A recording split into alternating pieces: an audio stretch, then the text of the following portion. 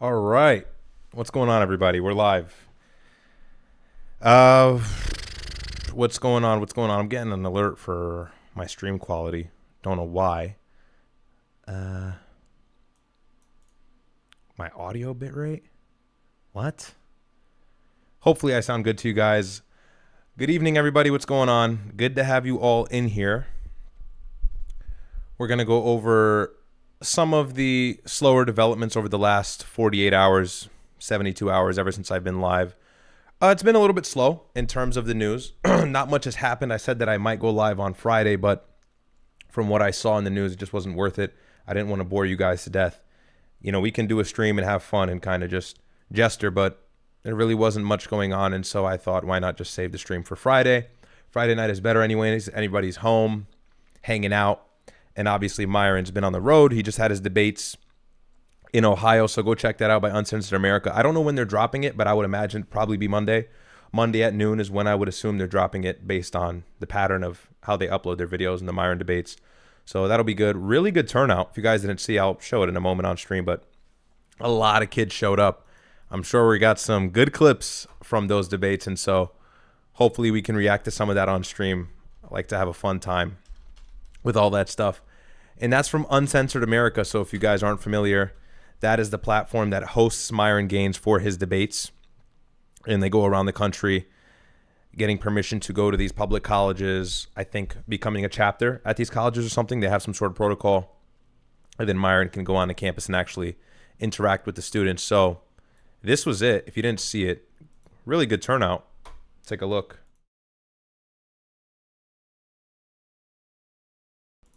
Oops. There we go. Take a look at this. So this was the turnout.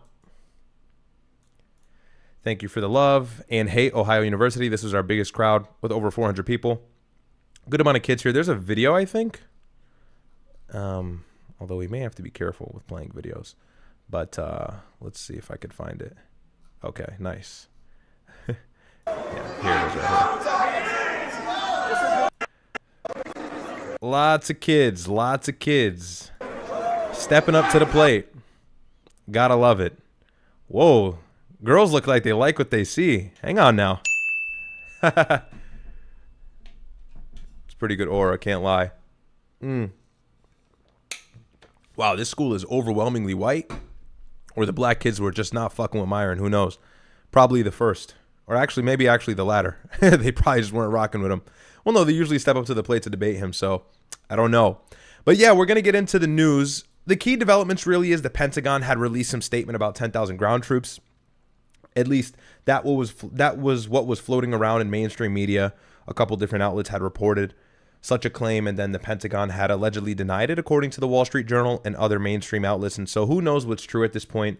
Again, reporting the news in the midst of the fog of war is annoying. You got to be careful in which direction you're stepping, because you might be covering a false report, and so I don't want to give things like that way too much weight or gravity. But it does seem like ground invasion is imminent. We've went over that in previous streams, and if you've been under a rock, maybe you haven't been able to take notice. But at this point, the United States Marine Forces, we have about 4,000 troops deployed to the region, and so they've probably already made it to the Persian Gulf at this point, now that it's Friday. We're rolling into the weekend, and we know any key development in this conflict typically takes place on the weekend. Trump probably does that in a strategic manner in order to mitigate the possibility of markets crashing, of fluctuating oil prices, or volatility that will have a negative backlash effect on him or a negative rebound effect on him. As we know, NASDAQ has seen all-time lows. The stock market's been up and down. If you're a day trader, you've probably been able to take notice. And you've either been making a lot of money or losing a lot of money. But I would imagine a lot of people are probably selling and shorting the market currently. So lots of things Trump is doing strategically in terms of the timing of his announcements in order to kind of slow things down. Marco Rubio made a statement today, and we're going to read this article. We're going to have some fun. I want to go into some spring break drama that happened in Daytona Beach. We'll talk about that and how I feel about that. I want to go over that, as well as I've been cooking on Twitter, bro. If you don't follow me on Twitter, follow me on Twitter. I've been cooking. You know, our good friend from PBD, Adam, not our good friend, obviously, that's a joke. He has been just on a generational run of L's. You know, he had his debate with Dave Smith on Piers Morgan. Piers Morgan hosted the debate, and really bad look for Adam. I mean, he was just ad hominem the whole time, not bringing up any cohesive points, getting mad that Dave Smith said that the United States is a country that delivers terrorism to the Middle East, which is unfortunately, it's an objective fact at this point. And so, and look, I don't always love the brash delivery of calling the United States this terrorist country. I think that's the wrong way of framing it. I think the better way to frame it is that we serve the interests of a country that has poor ideological motives, to say the least, as vaguely as I can say on YouTube without getting in trouble. But, you know, Adam's been on this generational losing streak. He's been looking like a clown. He's been looking like a laughingstock. He's been making a laughingstock of himself. Nothing new. He's been doing that for years, but lately it's been exacerbated due to the fact that Iran is currently at war with us, and we're really at war with Iran, rather. I should frame it that way. And I've just been going sick on Twitter, you know, and I haven't been like just focused on shitting on him, but some of my tweets have been catching traction lately. But I've been cooking, you know, I've been cooking. So let's take a look at this real quick. I didn't want to start the news first. I wanted to start with like something a little bit more lighthearted, but we'll get into the whole spring break drama. I'll let you know how I feel about that. But I want you guys to see what Adam from PBD said here. If you don't know, Adam Sosnick is a member of the PBD podcast. It's hosted and owned by Patrick Bet-David, entrepreneur. Not really sure what he does outside of podcasting. I know he does a ton. The guy's got tons of money, hyper successful Iranian who is actually in favor of this war, although recently he's kind of been retracting his position, interestingly enough. And so it's funny to see that as time is progressing, my opinion, my brother's opinion is becoming rectified or vindicated real time, and their pro-war sentiment is dialing back a little bit. And it's like, I wonder why that's happening. I know why it's happening, because ground troops are about to get slaughtered. You know, and that's what I don't want to say, by the way. I'm not happy to say that. I know that may sound crude. I know that may sound really brash and harsh, but that is the reality. The IRGC has 200,000 plus armed guards on the ground ready in Karg Island and in Tehran and anywhere else, as well as the fact that now we're seeing reports that 1 million plus Iranians are ready to take up arms or bear arms themselves and join this war. This is a home court defense. This is a situation where we are infringing upon their sovereignty. And so, of course, they're going to exercise their right in defending themselves per international law, by the way. So, bad situation, at least the way it's turning out currently. I wouldn't want to see this war graduate to a ground level or a ground stage, but at this point, it's kind of evident. Marco Rubio is doing some damage control. Like I said, we'll get into that article where he said that we're not going to get into war with Iran, or we're not going to deploy boots on the ground. So we know the Secretary of State, Marco Rubio, has made several blunders in this war. He's actually the person that gave us the AOK, the confirmation that this war is for Israel. If you don't remember, a few weeks back, he was talking to the press and he blundered and he said, well, we were going to launch a preemptive strike because Israel was going to strike first. And it was like, hey, were you supposed to say that? And maybe, look, maybe there's a move. Maybe it was pressure from media and journalists, and so he cracked under that pressure. And he didn't realize what he said until he finished a statement. Sometimes you do that. I can tell you personally, running a live show, sometimes you say things and you go, ooh, wait, that may have came off the wrong way. But really what I think, and what seems to be the pattern or the trend here, is that everybody on the Trump administration is jumping ship.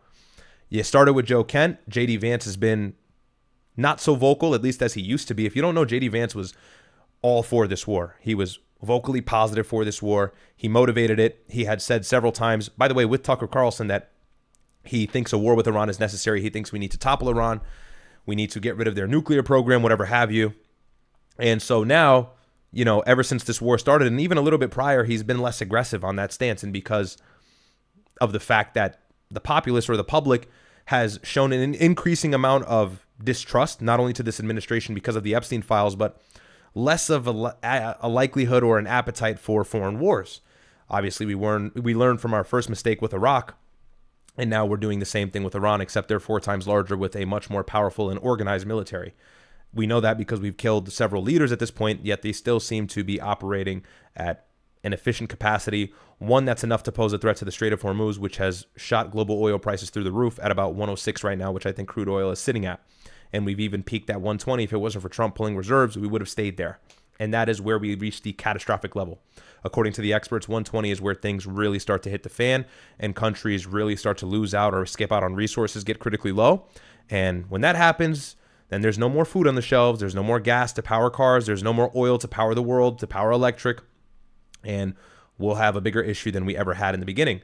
So J.D. Vance and Marco Rubio seem to be noticing that this war is unpopular. I think they're trying to aid the fact or maybe damage the unhealable wound, or rather, sorry, remedy the unhealable wound that we've started this war. So Marco Rubio is kind of hinting at the fact vaguely that it's Israel's fault, and then J.D. Vance has not really spoke, but I've seen some reports and articles that, J.D. Vance is going to be the peacemaker with Iran. I've seen some reports. I don't know. Some of them are conflicting. None of them are confirmed. But you got reports coming out that the IRGC says that we don't want to talk to anybody except J.D. Vance. And then the IRGC also comes out themselves and says, we haven't spoke to anybody from the United States. And that was a counter to, obviously, Trump's Truth Social frenzy, and where he said that they are making headway, they're covering ground, and there should be some peace. So we're going to give them 10 more days before we hit their power plants. And at the same time, our troops are on the way. And look, this administration is cooked, to say the least. Tulsi Gabbard is under a lot of heat. Joe Kent got out before the ship had sunk. And midterms are around the corner. November is a lot closer than people may think. It's just the summer in front of us. A few months, and then we'll be right into the midterm season when fall approaches. So it's an interesting set of events. Everything has turned out exactly how I predicted. Me and my brother had spoke about this in January and then February, and now to see everything turning out the way I said it would in regards to ground troops, in regards to asymmetrical warfare, in regards to the UAE being the biggest target, which the IRGC has gladly expressed the fact that the UAE is going to be their biggest target. So it's just everything is falling into the places of which I thought it would. Interesting developments. But where we are now is the whole 10,000 troops on the way. Marines are there probably at this point in the Persian Gulf, if not very close. So we'll see what the plan is. We'll see what happens this weekend. I would say pay close attention this weekend. We might get a key development as this stream is going, or maybe a little bit after, or at some point tomorrow. So we'll pay attention. We'll keep you guys updated. But let's go over what Adam Sosnick had to say from PBD. I thought this clip was hilarious. It was uploaded on X 7 hours ago, and I had a really good response. All right, not to toot my own horn, but if I have any chats, I will get through those first. Okay, let's see. If U.S. troops couldn't be protected, and this is from Texas Dub, thank you for the super chat. If U.S. troops couldn't be protected inland, quote, army bases in GCC countries, what makes this administration think that they will be protected through a ground invasion of Karg Island? Very good question. I agree. It's a lot more difficult to wage war on a country that is fortified not only by their psycho Shia militant group, but as well as the fact that they're fortified in the Earth's favor. What do I mean by that? If you look at a topographical map of Iran, or you just look at Iran's landscape and the way it's set out, it's similar to Afghanistan, but actually worse. Very mountainous. You got snow in certain areas, at least at these high altitudes where these mountains are, these mountain ranges that kind of settle along the north and the west, which is where the United States would probably attack from, as well as the fact that they've got vast deserts. It's a harsh terrain. And if you listen to our veterans, if you listen to those who have been deployed in the Middle East, our combat veterans in the Iraq War and waging war against Afghanistan and the Pashtuns and the Taliban, they'll tell you one of the biggest challenges that were posed by the war was simply the terrain itself. And then you've got the charged up people who have the right to defend themselves fighting you back as well. Doesn't make for a lovely combination when it comes to the United States actually gaining any ground in such a war. Now, if we deploy ground troops, do I think that we can win? Yeah, eventually, but it's going to take some resistance. There's going to be a lot of friction. And so that results in likely a lot of casualties. Javi says, can you cover reporting from the chief of staff of the IDF that the IDF is collapsing due to manpower? Lack of manpower. Yeah, I saw that. We'll go into that. I got that queued on X. That was something that came out right after my last stream, so that's a good point. We'll go into that. Thank you for the super chat. But yeah, it'll be a good stream. Like the video, guys. Myron will join us potentially in the next 2 hours, I believe. He is wrapping things up with what he was doing in regards to his debates and everything like that. And so he should be back and ready to rock and roll soon. Although it's up for debate. I'm not sure. I wanted to start the stream early just in case he doesn't go live. I can give you guys something for the night. Pause. And if you didn't see my last stream, go take a look. I monologued for like 45 minutes. Don't know how I did it. But I was going sick about the entire conflict and how we got here. The IRGC's crackdown of protesters, the Mossad infiltration, everything in between, 1979, Lebanon, Syria. I kind of did like a whole rant as to how this war doesn't only serve us, but how this war is serving Israel, as well as the fact of my response to the Trump shills that have been attacking me nonstop over my position and my brother's position in regards to this war, not favoring us at all. But hey, I digress. Let's take a look. Let's see what Adam has to say. Like the video, people. It's going to be a good stream. So this is from a Clips account on X. You may have heard of them before, Autistic Clips. Shout out to them. They post good stuff. Excuse me. Adam Sosnick from the PBD show defends Lindsey Graham for being both Israel and America first. That caption in and of itself is so oxymoronic, but regardless. Quote, America is like my mom and Israel is like my grandma. I love them both, says Adam. Anyways, let's just get into what he says. Doesn't have to be one or the other. Am I America first or am I Israel first? America to me is like my mom and Israel is like my grandma. If I had to choose, doesn't have to be one or the other. Am I America first or am I Israel first? America to me is like my mom and Israel is like my grandma. If I had to choose, I'm going to pick my mom, but that doesn't mean I don't love my grandma. This whole like elementary, are you America first or are you America first or Israel first?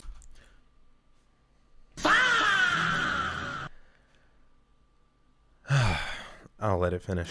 You're able to do a couple different things here. Did you follow it? By the way, Patrick Bet David is eating this up, loving it.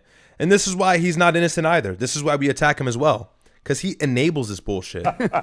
Sorry, Grandma. Oh, my God. I love my grandma. When you take that angle, I mean, you create, like right now, you know what's going to happen with mom and brother. Oh, they're watching. Do you really? You know what? I'm a numbers guy. And so when you say that, to me, it means that Iran needs to fall because America is the best country ever. And if we want to be the best country ever, all right, I'm done. Let's let the video finish. Realize that's it. We just lost his mom to what? Let Because me he tell was you supposed something. to say You mom pick more your than mother. brother. I'm Listen, Vic. Okay, so anyways, not sure what that statement meant, but let's just grant him the fact that that's analogous. You know, comparing relatives to relationships between countries, I think is already very silly and shows how disingenuous he is. But I replied to this tweet. So I say, cooked, by the way, we're almost at 1,000 likes. Go run this tweet up. I put it out at 3 o'clock today. I just commented this shit out of anger, by the way. You know, X is like that kind of platform where you just tweet something, then you walk away and you come back and you're like, wow, that tweet popped off. I didn't expect it to pop off. So I tweeted earlier. I know I get sidetracked. I apologize, but I'm going to forget this if I don't say it now. Last night I tweeted free Sudan from the UAE and it got like 3,000 likes, like 50,000 views.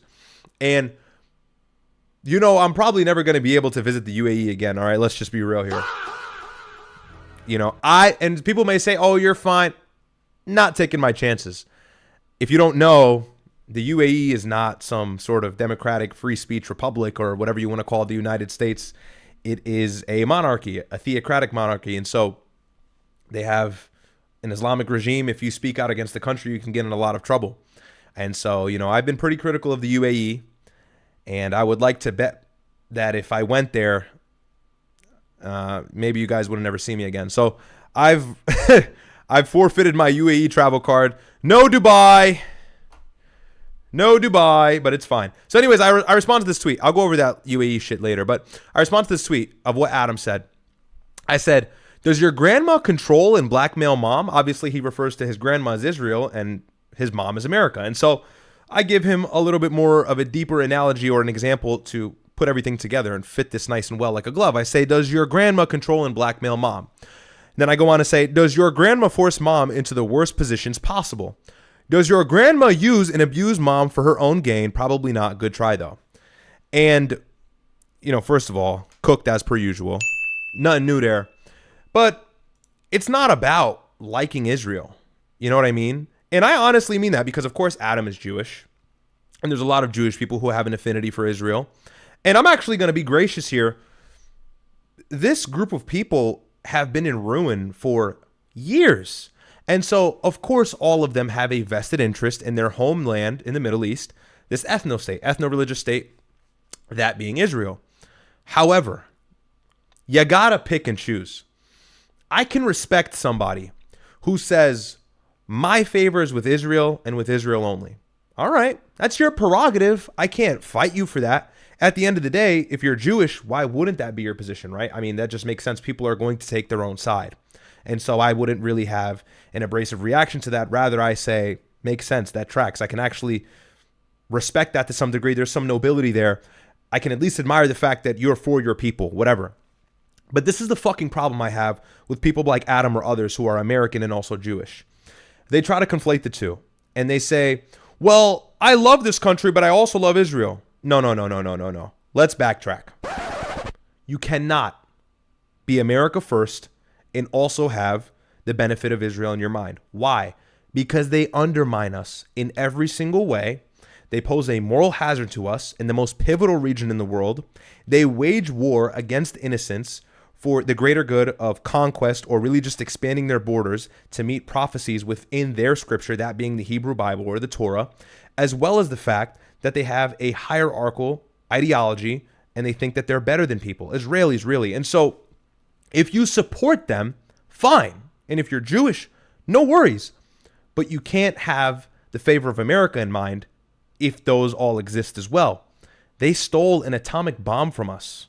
They've been involved in several false flag attacks. They framed U.S. intelligence personnel being Mossad agents. They used U.S. passports to pose as terrorists in 2004 and wage war and terrorist attacks against Tehran. They used Mossad agents to look like Americans and then commit acts of terror and then say, oh, they were Americans, they were from the United States, or, oh, it was Muslims.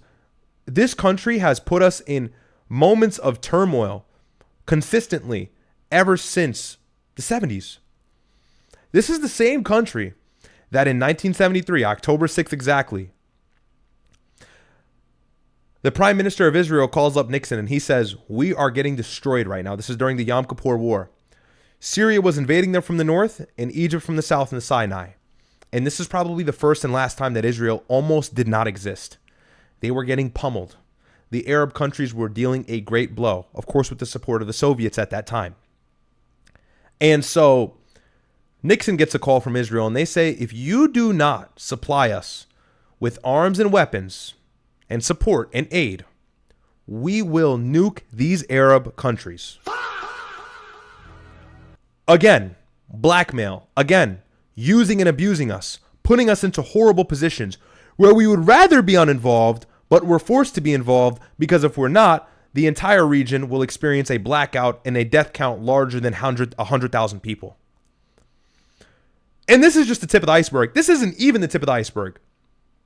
I don't want to go on for hours here because of the platform that we are on currently, and so I want to respect the rules, and I'm not telling anything you don't know. If you're here, you know, but you got to frame it into perspective.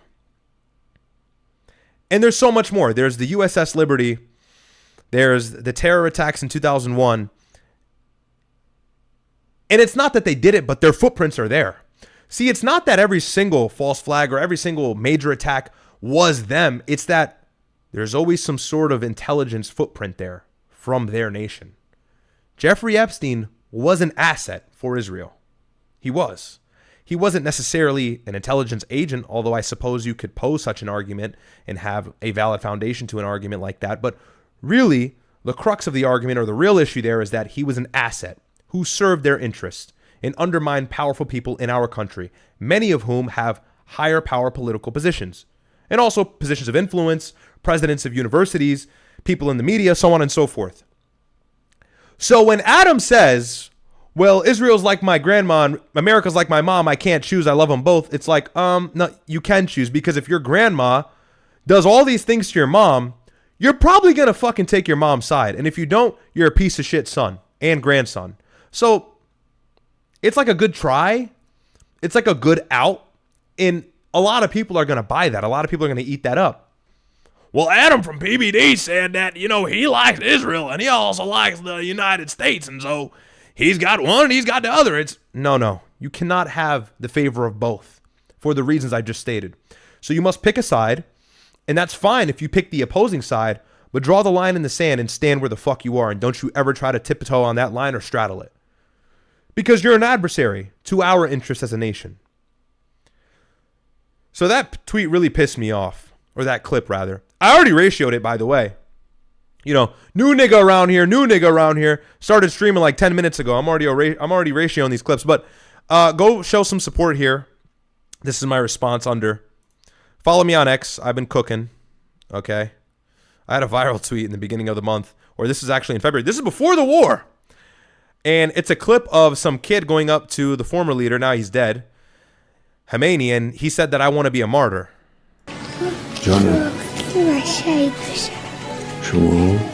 So for those of you who are listening, the translation is I want to get martyred. Khomeini says you first have to grow up, grow tall, study hard, become a scientist, whatever. Be useful for Islam, live 80, 90 years. And I said, oh, hell no. We can't be going to war with these niggas. They got kids ready to slide. And what did I say, bro? That's where we are right now. These kids are ready to slide. Boots on ground invasion means we're probably going to be fighting 1 million plus Iranians on the ground. Some of them might actually be adolescents. Some of them might actually be teenagers. Now, I'm just dragging it, but seriously. And this is my tweet that I said followed up by the response to Adam, or I think a little bit after or before, sorry.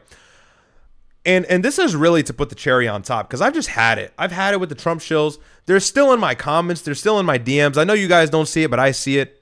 You know, I'm at an interesting stage right now where like I'm catching traction and people are reaching out to me or people are DMing me a lot. And so I don't see every message and I try to see every single message. But I pay attention to what people are saying to my content. And a lot of it is, or not a lot of it, but too much of it really, because there shouldn't be any, is this like pro-Trump sentiment. Like, you got to trust Trump. He said this is going to be 6 weeks, 4 weeks, and you got to trust Trump. And it's like, you know, these are the people that actually make Donald Trump look bad. These are the people that made him look bad when he actually had good campaigning promises in 2015 and 16. These are the ones that make Trump look bad. See, the Trump MAGA base is of a wide spectrum. You've got, on the retarded end or the lower IQ end, those who just want a white president and want, I don't know, low gas prices and want Trump to be in office because he represents them symbolically and culturally. And that's understood. That's a valid sentiment, even for an intelligent person. I'm not saying it's not. But it's like their issues or their stipulations for supporting Trump are a lot more dense, a lot more surface level. And so they don't really pay attention to the intricacies. They don't pay attention to the economy, which kind of was doing good towards the beginning of this year, but now it's crashing. The job market is shit. He's still bringing us to wars. He didn't end any war. He said America would come first, didn't build the wall, didn't stop immigration the way he said he would, didn't deport people the way he said he would. He did stop immigration for a portion. Then Biden came in and opened the border up and destroyed the country. 6 million illegals crossing the border. He broke records. Trump came back into office, said he's going to fix it, didn't fix it. Now, I'll grant the argument Biden left him with a really difficult issue to deal with, but he didn't stand on business. He didn't fix it. He still got 2 more years in office. And so it's like, you know, this guy has kind of short sold you on every single promise he promised he would deliver, or every single promise he swore he would deliver.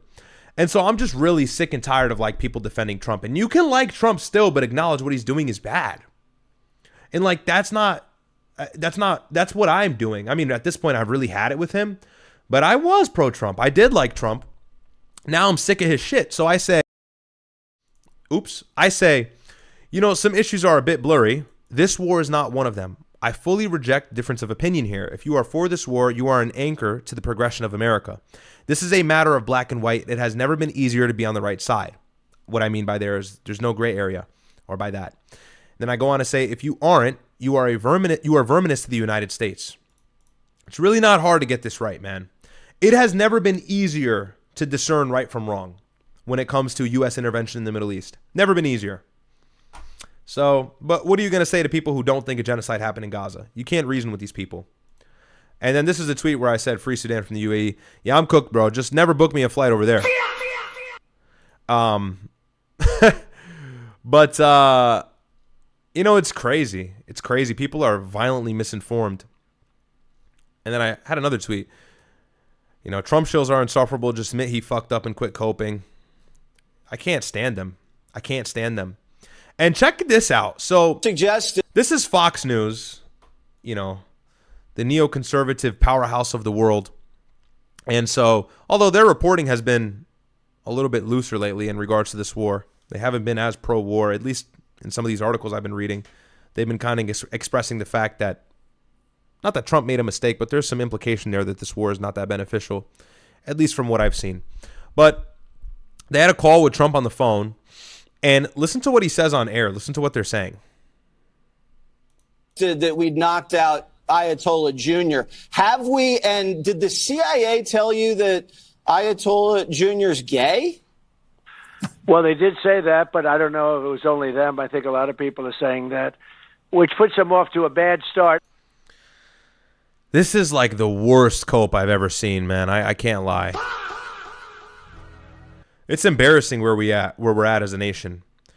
5 retards sitting next to one another, and yeah, I mean that, retards, with the old, cognitively dysfunctioning retard who happens to be running the country, and they're all just feeding off of each other, farming the bullshit, and they're talking about how the new leader of Iran could be gay.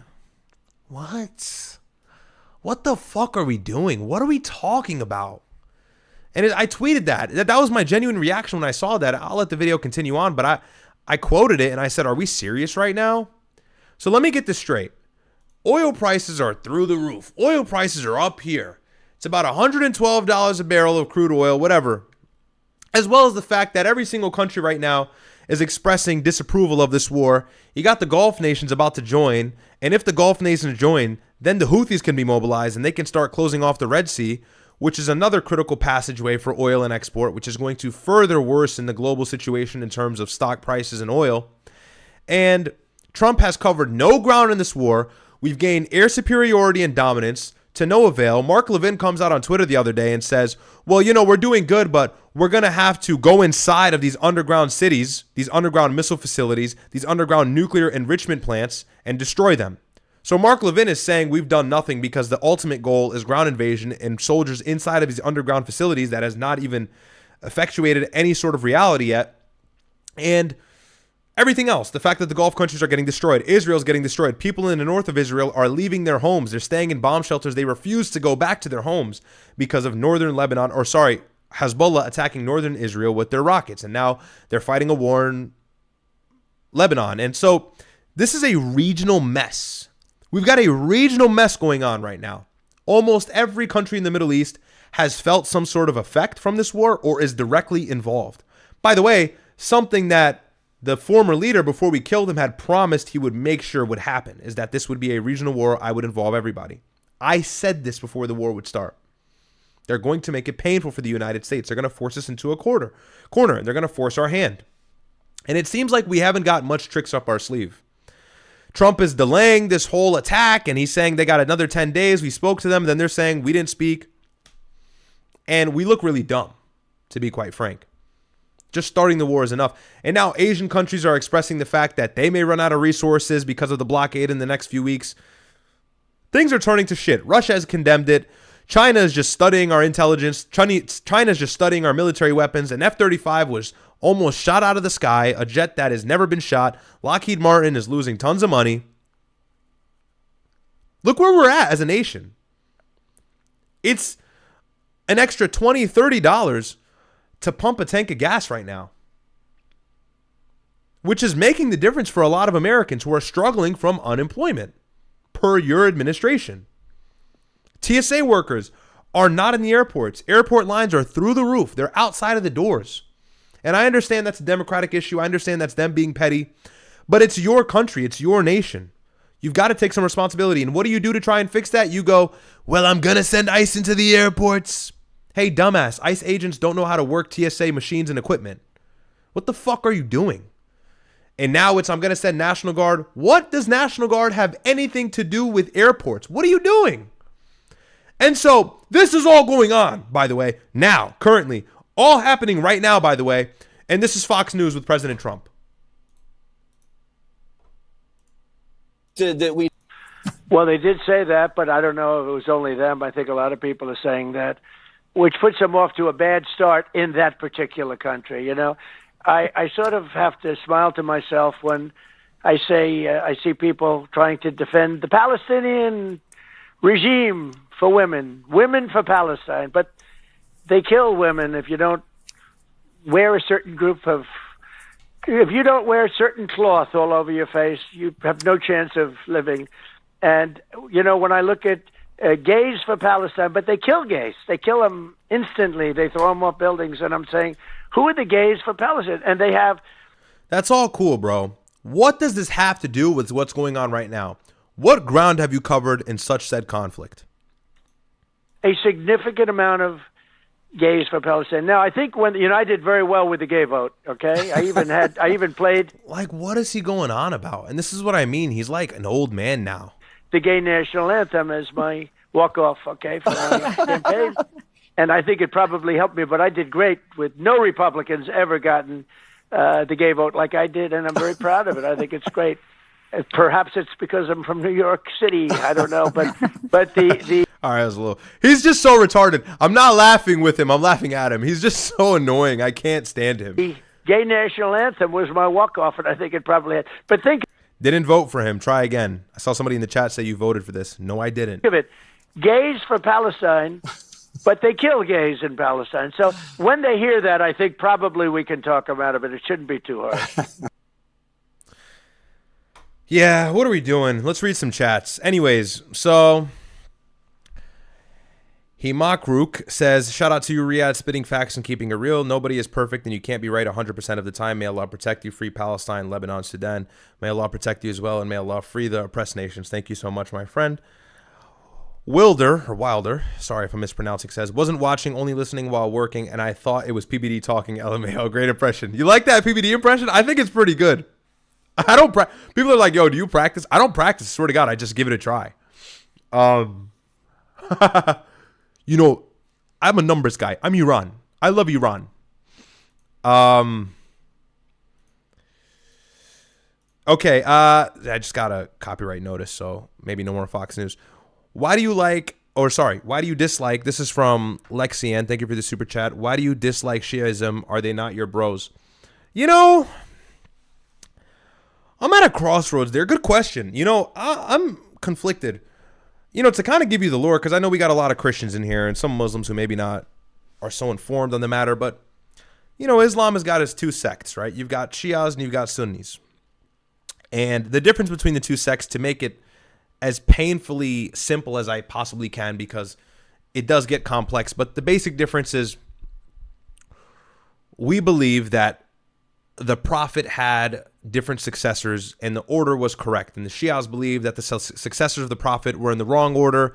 They believe that the family of the Prophet is divinely appointed and that they have equal status with prophets like Jesus Christ, Moses, Abraham, so on. And we don't believe that. And so there's all these differences, whatever. But really, my issue with Shias, besides the fact that they slander key figures in Islam that we hold near and dear to our hearts as Sunni Muslims, the real issue is, dude, they've persecuted Sunnis in the region for years. Like, and that's like, a lot of people don't like know that. Like, go talk to any Syrian, go talk to any Iraqi. Like, Shias do kill Sunnis, bro. Like, that is true. Like, that's objectively true. That's a fact. Like, you can fact check that. Bashar al-Assad utilized them for all of his war crimes while he was running the country of Syria before he was toppled by Mohammed Jawlani recently in 2024. And so it's like, yeah, dude, I get it. They're the ones fighting back, and I don't spend my time attacking them. I've commended them. I say they're the only ones that are fighting back. And so I've got to deal some leg of credit to them.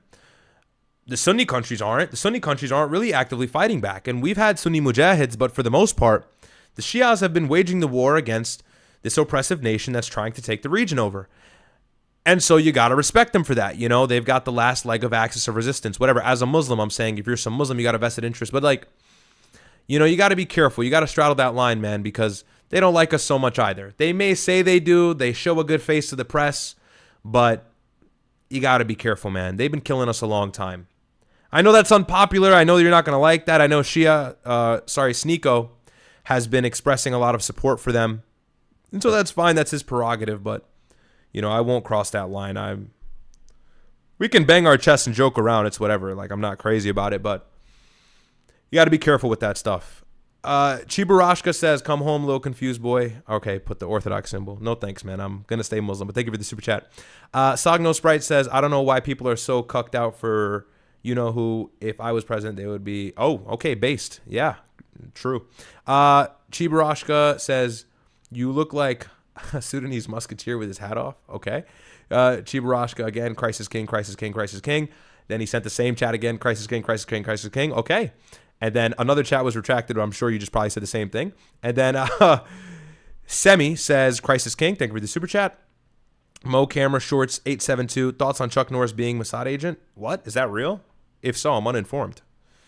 I know he passed away. Sleech says, Ryad, since they sacrificed the red heifers already, how long until you think you know what is going to happen? I don't know. It all depends on how they can have hegemony in the region or hegemony. You know, at the end of the day, they still have to face the proxy groups. They still have to face all of these funded groups by Iran, as well as Iran themselves and the IRGC, in which they don't seem to be having the easiest time doing despite American support directly, military support. So, you know, it could be at any point. I don't think it'll be that soon. I know they already sacrificed one. I don't know if they did all of them, because there has to be a certain amount, if I'm not mistaken. But who knows, man? That's all very arbitrary, you know. But we'll see as time progresses. What I can say is once they invoke, right, the prophecy, once they start the process, there will be a lot of pushback from the Arab Muslim world. That I can guarantee you. And so that's when I think the real Armageddon, that's when I think the real holy war will start, if you will. You know, that's when the eschatology really kicks in. But I don't think they've sacrificed all of them yet. I think it was either one or two. I can't remember.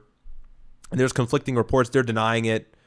You know, the ministry that deals with that is saying that, you know, they haven't done it yet, or the heifers weren't perfect, but I think they're lying. So anyways, Chibarashka says, and I love you, by the way, proud of your daddy and mom for raising y'all, even though y'all need to come to God, dude, Christ is king. Hey, bro, thank you. Love you too, man.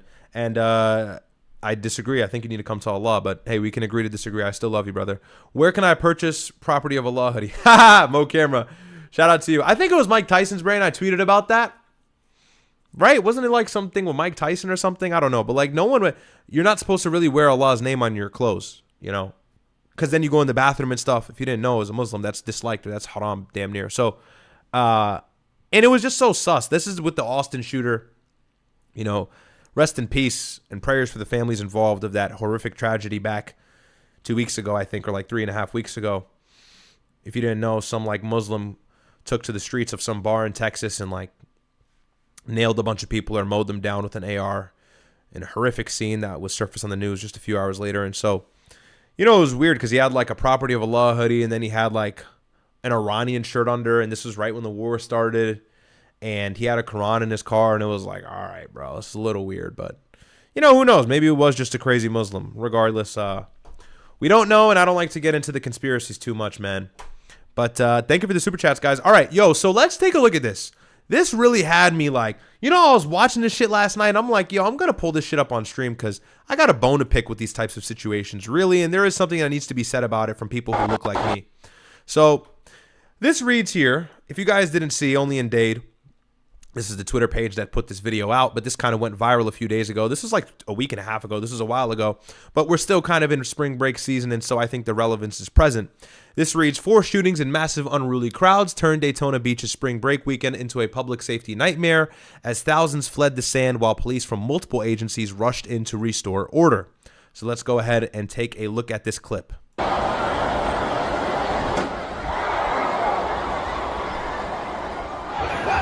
Come to Daytona and you see this bullshit like this, bro. What the f you running from, bro? Like, oh my God.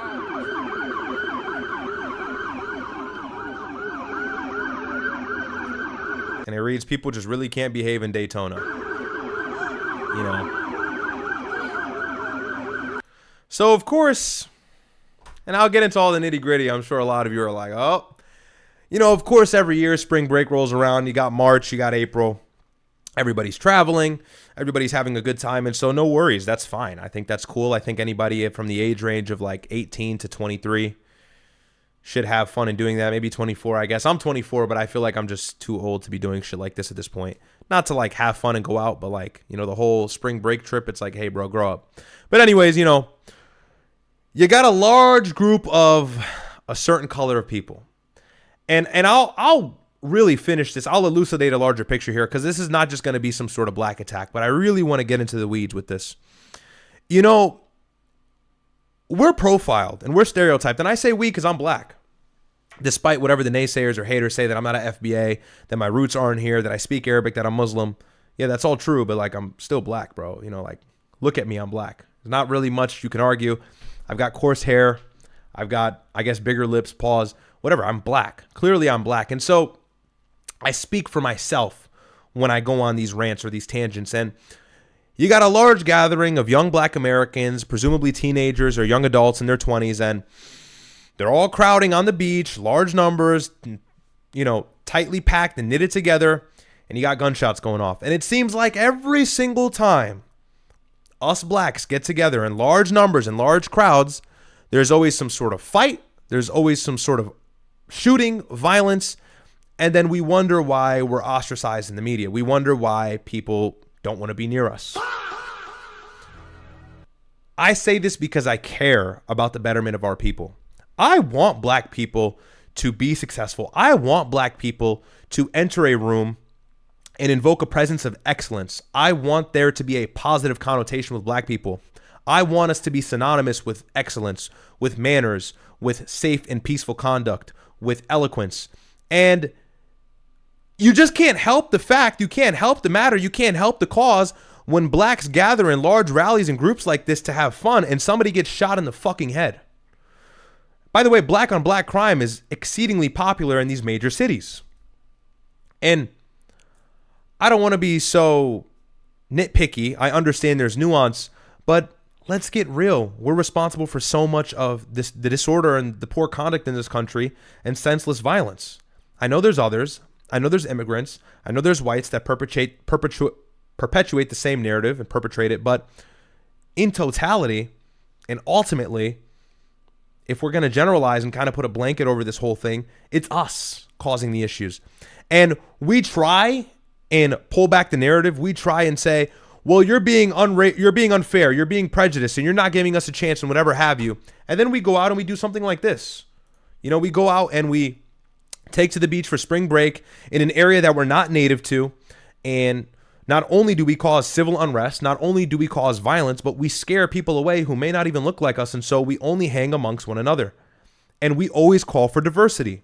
Black people always say, well, the whites don't want to be around us. Well, the Spanish people don't want to be around us. Well, they don't want to be with us. And they ain't trying to be with us, nigga. And it's like, yeah, but also because when we're in large groups like this, something bad always happens and somebody's life is almost always in danger. So it's like, what are we doing as a people? What are we doing as a group? It's increasingly frustrating because I'm not white. I'm not Hispanic. I am black.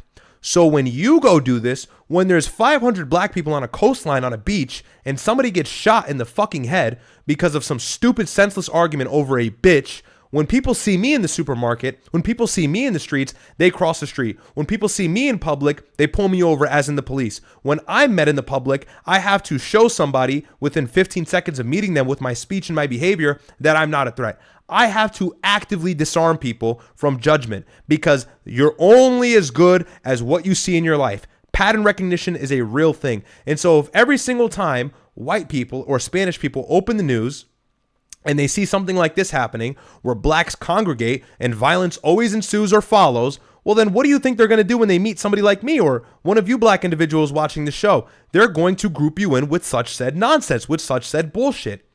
Is that fair to us? Of course it's not. Life isn't fair, and so I understand that. I don't want to be too dense here, but at the same time, it is my right and it's my duty to call this bullshit out. I'm tired of it. I'm honestly tired of it. I want my people to be better. We will never be better if every single time we congregate, there's some sort of act of violence. This has happened for years. Every single spring break, there's some large gathering of young black teens and adults that hurt each other and cause violence and let off gunshots. And then it surfaces around the news. And now the county or the city or the town or whatever jurisprudence this happens in issues a curfew. And now no one can have fun because we ruined it. Because we ruined it. It's frustrating. And I know I don't get into the whole race IQ thing too often. I know this isn't my speed. I know I don't talk about this often, but I see it. And it's increasingly frustrating because every year we don't make progress. We don't make progress. And then they go, well, we've been held back, bro. We've been held back. Slavery. Are you fucking kidding me? Are you fucking serious? I don't even need to go into detail as to how ridiculous of a counter argument that is. It doesn't even deserve a response. So it's just like, what are we doing as a people? You know, I'm from Connecticut. Now I live closer to New York, right outside of New York City. But originally I went to college in New Haven. I went to Southern Connecticut State University, SCSU. proud alumni, great school, great people that I met there. And, of course, being a college freshman or whatever, we would go out to the city, go out to the town. New Haven has a nice nightlife, a lot of clubs and bars. And if you're not familiar with New Haven, Connecticut, it's the college hub of really, honestly, New England. You've got University of New Haven, you've got Southern Connecticut State, you've got Albertus Magnus, you've got Quinnipiac, and then you've got the biggest of all, Yale University, all inside of New Haven. Yale University being spread amongst downtown, the campus itself. And so, I'm a student at Southern. I got there in 2019 as a freshman, and then COVID happened and whatever. But even after COVID, when I would go out, and by the way, there's restaurants and stuff, and so I'd go out every single time. By the way, you can guess the racial demographic of New Haven. It's largely black and Hispanic. And every single time I'd go out, you got these clubs on Crown Street and other areas in New Haven.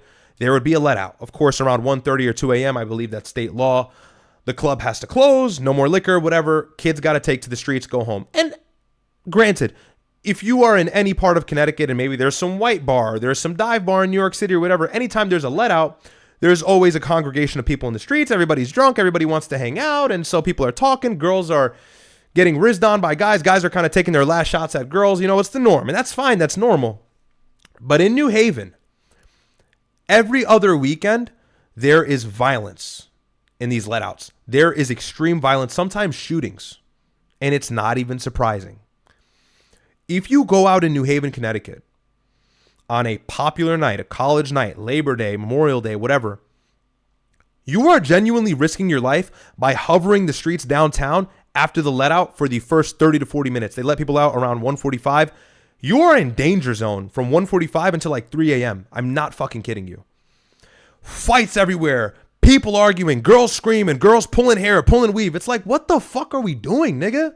And then you niggas wonder why every single time you meet a white person or somebody else, they don't treat you with respect, or they're worried, or they profile you. Why do you think they profile you? It's like, what are we doing? And even recently, I got a couple buddies that, we would be bored and, we don't really club or anything like that, obviously. And so, good friend of mine, I love him so much. I won't say his name, but we would always go to New Haven and get some food. I got a good friend that owns a restaurant in downtown New Haven. And so we'd go hang out with him and we'd eat and whatever. It'd be late night, Friday night, young 21, 22-year-olds, 23-year-olds. I'm fresh off of college graduation and we're still trying to have fun on the weekend, but not be degens. And so we'd go to New Haven, and every single time we would watch the letouts like a fucking zoo. We would, and granted, I was watching it. It was funny. It's enjoyable. But really, we would take to the corner of the street. It'd be around 1:30 a.m. The clubs would be let out because the restaurant that we would eat at was right around the corner. And you couldn't, and it may sound weird, like, what the fuck, Ryad? You're just watching the let out. You couldn't help yourself because it was grade A entertainment. It was a zoo. You stand on the corner of the street, bitch fighting over there. Nigga threatening to pull out a gun over there. Some nigga fighting cameraman over there. Some guy IRL streaming getting his camera thrown. New Haven police are everywhere. By the way, they're outside of the club, like 4 squad cars, 10 cops every single night with their lights and sirens blaring to get people out of the street after the let out. Because we can't responsibly cohabitate in a street amongst one another for 20 minutes. For 20 minutes. And I'm telling you, you were there. It was a fucking zoo. Everybody's going crazy. Everybody's fighting, pulling weave, screaming, slurs being thrown. And it was like you had to actively stand back or else somebody was going to fight you. You, via existence, might have been subject of some sort of fight. Just being there. Just being there. I swear to God, you're walking down the street in New Haven after the let out. God forbid you look at somebody wrong. God forbid you give a nigga a gaze. What, nigga? What you trying to do, nigga? Start pulling up his pants. I'm not making it up. Anybody who lives in New Haven can speak from experience. Super ghetto, super ratchet. And so, like, I'm saying this to elucidate a larger point here, that we see the same thing across the country. In Orlando or any other major cities or major hubs in the United States where there's a large demographic of black people, you can guarantee every single time there's a let out for these bars and clubs, there also follows excessive fucking violence. Bridgeport, Connecticut, same thing.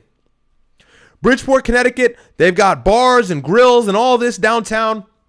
You drive around downtown after the let out or whatever, and it's just fucking riddled with African Americans from one corner to the other, screaming in the streets. And if they're not fighting, they're just being a nuisance. It's like, yo, bro, it's 3 a.m. Yo, bro, it's 4 a.m. Go home. Do you not have a job tomorrow? And I know everybody's going to come, the FBAs are going to say, well, hey, listen, Coon, hey, Uncle Tom, white people do the same thing. I know, but they don't kill each other when they do it. And it doesn't seem to be every weekend in white-dominated areas. And honestly, forget the fact or example of New Haven. I bet whoever's watching the stream, you can relate to a local area somewhere around you. Same exact thing. Let out happens, blacks follow, violence is next. It's like a 3-stage process. And I get it. People are drunk, and so you involve alcohol. It exacerbates an existing issue, but it's an existing issue. That's the problem. We've got to do better as a people, man. And I say this shit because it bothers me, because I'm synonymous with this. You know? Some black guy gets pulled over, and the cop is asking him questions, and immediately he's on the defensive. He's, yo, what you asking me, nigga? I don't know, nigga. Fuck. Nigga, I don't know, nigga. What you pull me over for? Nigga, I ain't got my license, nigga. It's like, yeah, way to make yourself look smart. Way to disarm the cop and potentially being violent. You just confirmed the stereotype that he was perpetuating upon you. You know what I do when I get pulled over, even if it's for a bad reason?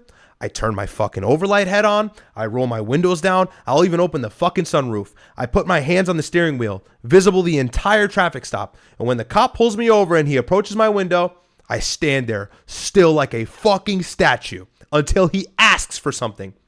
Hey, sir, do you know why I pulled you over tonight? No, officer, I don't. Because even if I do know, I won't admit guilt to the cop. Don't be a dumbass, right? Even if you fucking drifted. I'll Tokyo drift onto the on-ramp, right? I'll fucking Tokyo drift onto the on-ramp. I'm doing 130 on the on-ramp. I don't do that, right? I'm bugging out. Reckless driving, whatever. Cop pulls me over. I don't know why I'm pulled over. You should do the same thing. Don't ever admit to guilt. They're recording. They're filming. Don't be a dumbass. But anyways, cop goes, sir, do you know why I pulled you over? No, officer, I don't. Okay, license and registration and insurance. I pulled you over for XYZ. Okay, officer, if you don't mind, I'm going to reach into my pocket and grab my ID. Can I do that? Yes, you can. Immediately, and some people will say, oh, that's excessive. That's extra. You're glazed. Immediately, I disarm any potentiality of violence in the interaction because that cop sees that I care about his safety. Whether I do or I don't internally, I'm doing that because I care about my safety. And my safety depends on the cop caring about his safety. Very simple concept to understand. Not rocket science. Okay, sir, registration, insurance. Okay, the registration's in my glove compartment. The insurance is on my phone. I'll get my phone here. I'm going to get the registration in the glove compartment. All slow movements. Active, slow movements, very easy to telepathically tell what I'm about to do. No surprises. By the end of the interaction, do you want to know what happens most of the time? Because I have a loud sports car and I get pulled over quite often. The cop goes, hey man, have a good night. Be safe. I appreciate your cooperation. Don't do it next time. Oh, and by the way, if you're a concealed carry weapons permit holder, you should let him know that too. Are you legally obligated to? Obviously not. But if I got a big old gun on my hip and the cop pulls me over and he says, sir, license and registration, I'm going to go, hey, just so you know, I'm legally carrying a firearm on my right hip, appendix carry, whatever. And if you need to disarm me, you can. Now, I prefer the cop not to pull me out of the car and disarm me because it's like, what the fuck are we doing here? But I will allow him to, and I'll completely oblige. I will not fight him. No resistance, no violence, nothing. Because if you don't know, the cop takes your ID, goes back to his car, runs your shit. He can see if you have a concealed carry weapons permit, and then he'll come back to the car and say, do you have any weapons in the car? And then you go, yeah. And then he goes, why the fuck didn't you tell me that? Now you're getting a ticket, and now the cop is going to treat you like shit. Be on his side. He has the badge. He has the authority. He can exercise his power if he so decides or pleases. You don't. Okay? You're not a lawyer. You're not an attorney. Sit the fuck down. Don't be a dumbass. Now, if you're racially profiled, is it frustrating? Sure. But are you going to blame the cop or are you going to blame these dumbasses in Daytona Beach who are shooting each other upside the fucking head? Why do you think he's profiling you? Use your head. But if you are eloquent in your speech, if you are controlled in your mannerisms, you disarm him by opening your mouth. Doesn't take long for somebody to meet me and go, this kid's got a good head on his shoulders. I'm not worried about him, regardless of my skin color, because I carry myself well. And to all the black individuals, young black men and women who do that at home, God bless you and shout out to you. You're helping the fucking cause. To the idiots in Daytona Beach who are shooting each other, to the idiots in Chicago who are shooting each other, to the idiots who are being let out of clubs and flooding the streets with violence and fighting police and shooting and stabbing, fuck you, because you're a part of the problem. You perpetuate the issue that we suffer from. We're synonymous with your bullshit, with your bad behavior. And I don't want to get emotional. I'm getting a little bit passionate here, but it needs to be said. Okay? Somebody needs to echo this sentiment. And I'll gladly do it. So it's just so frustrating. It's so frustrating, man. But, niggas get pulled over and it's never, yes, officer. And I'm not saying you got to glaze the cop. Sometimes a cop will profile you, but why do you think they're profiling you? So disarm him, make him look dumb, make him feel stupid. If a cop pulls me over and I have a respectful interaction where I tell him all my moves, I tell him all my actions, and he feels safe at the end of it, the next black person he sees will likely receive better treatment because pattern recognition is instilled into human beings. And so he'll go, I had a really good experience with a black kid the other day. Let me not bother this black kid. I'm doing you a favor when I act correct in front of the police. But no, niggas want to get pulled over. This is niggas getting pulled over. License and registration. Oh my God, bro. And then you start reaching and shit. What are you doing? Sir, bro. Y'all get pulled over and it's fucking... Bro, relax. You're about to get absolutely annihilated. Relax. Literally relax. And I get it. Maybe there's paraphernalia in the car. Do you want to know what I would do if I got pulled over and I had crack in my car? By the way, I don't do drugs, but I had some sort of paraphernalia in the car. I would act as calm as I possibly could and be super compliant. But then again, niggas be having registered tags or unregistered tags or vehicles expired with the registration or no insurance. Y'all do it to yourselves. But bro, y'all get pulled over it's really not just African Americans. It's a lot of people are stupid. I've seen white people do this. You get pulled over and you're fucking nervous. All right, get my license.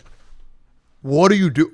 Stop. That is attempted suicide via police officer. Relax. Take a fucking chill pill. You're fucking going crazy. You should be terrified when I get pulled over. I'm like this, bro. This is the steering wheel. Yes, officer.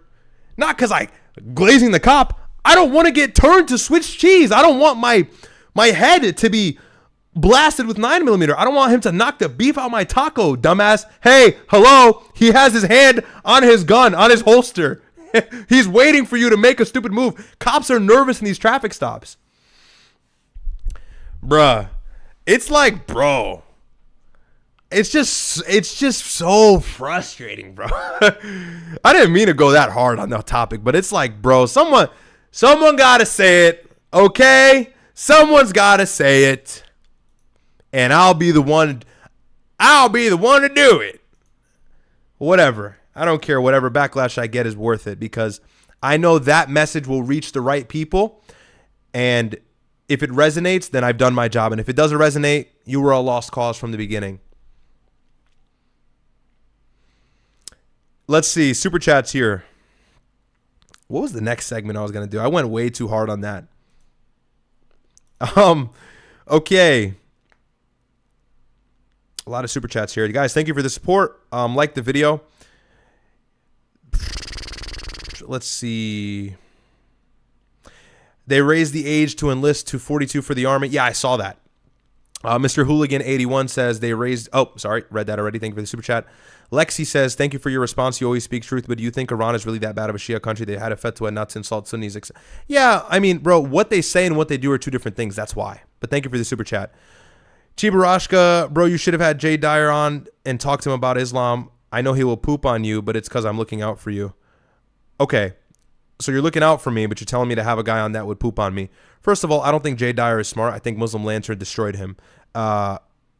You can use buzzwords. You can use all the philosophy you want. You know, he still doesn't make good arguments. Sorry. KBM Moss 825 says, in my J. Cole voice, oh, well, we survived the let out. Yeah, we survived let out. Sleech, as of right now, what's the song you can't get enough of? Oh, good question. What's a song I'm really fucking with right now?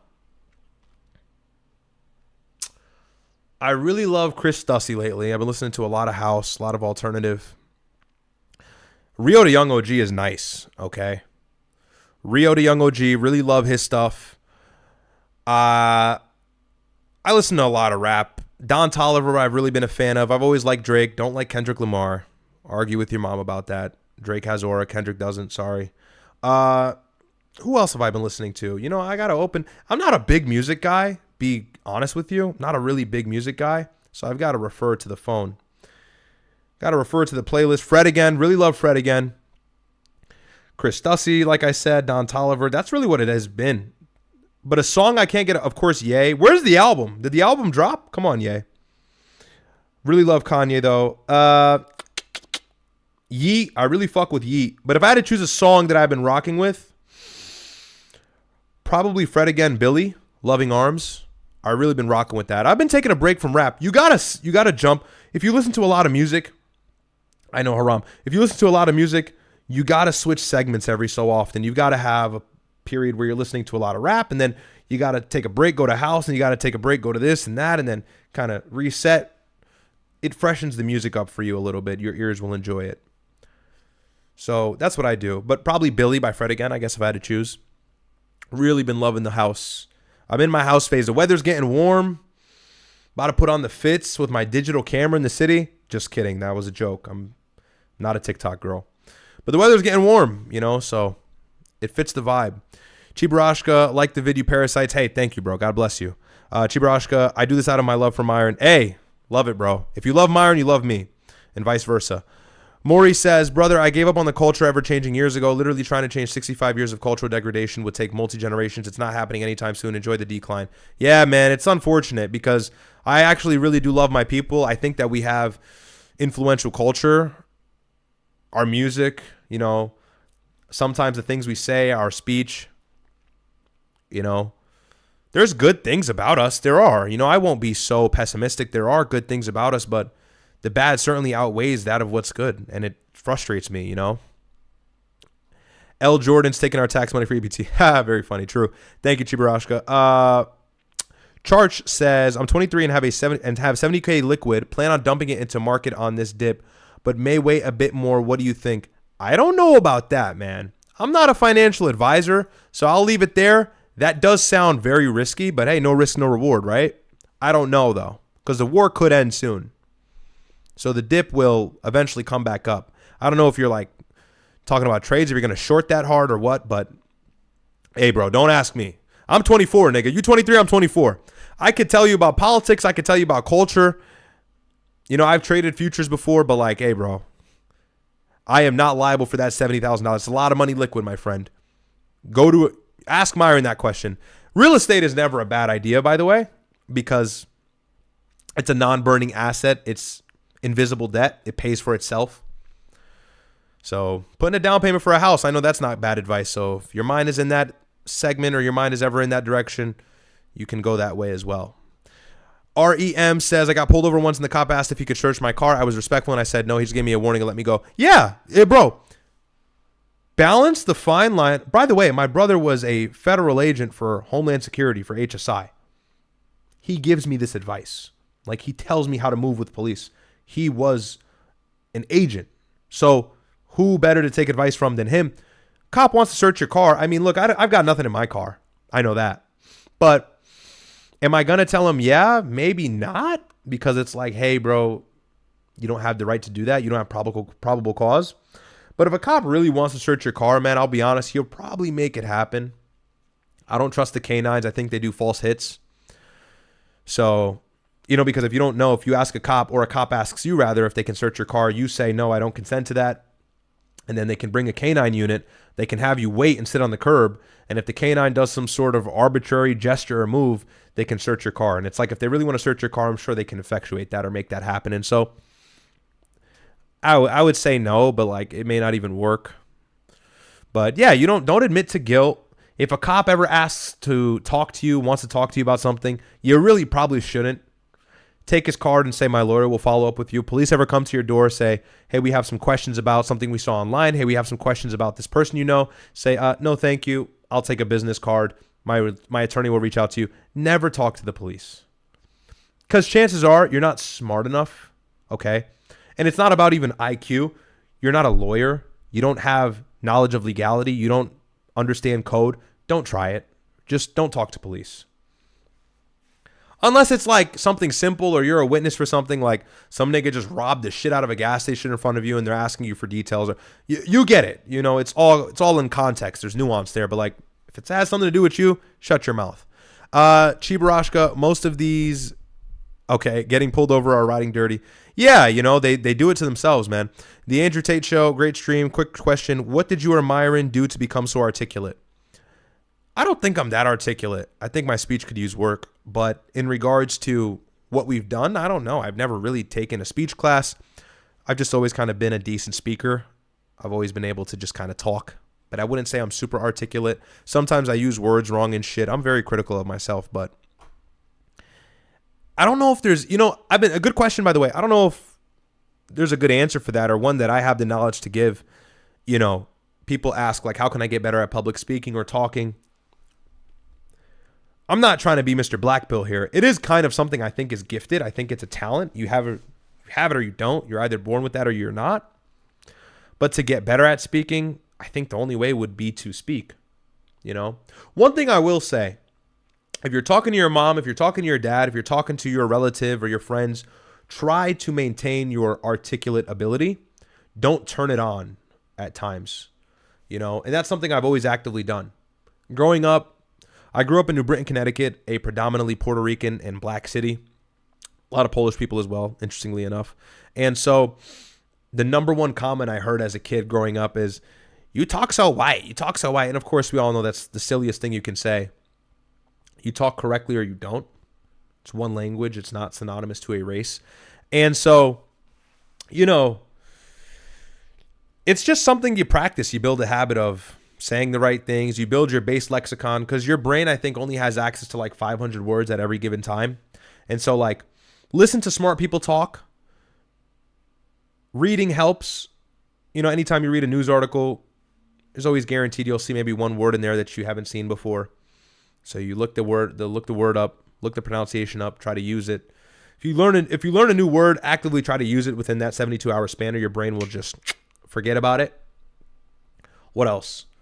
You know, and I'm not Mr. Orator 3000. You know, I don't think I'm that good at talking. I know people would beg to differ.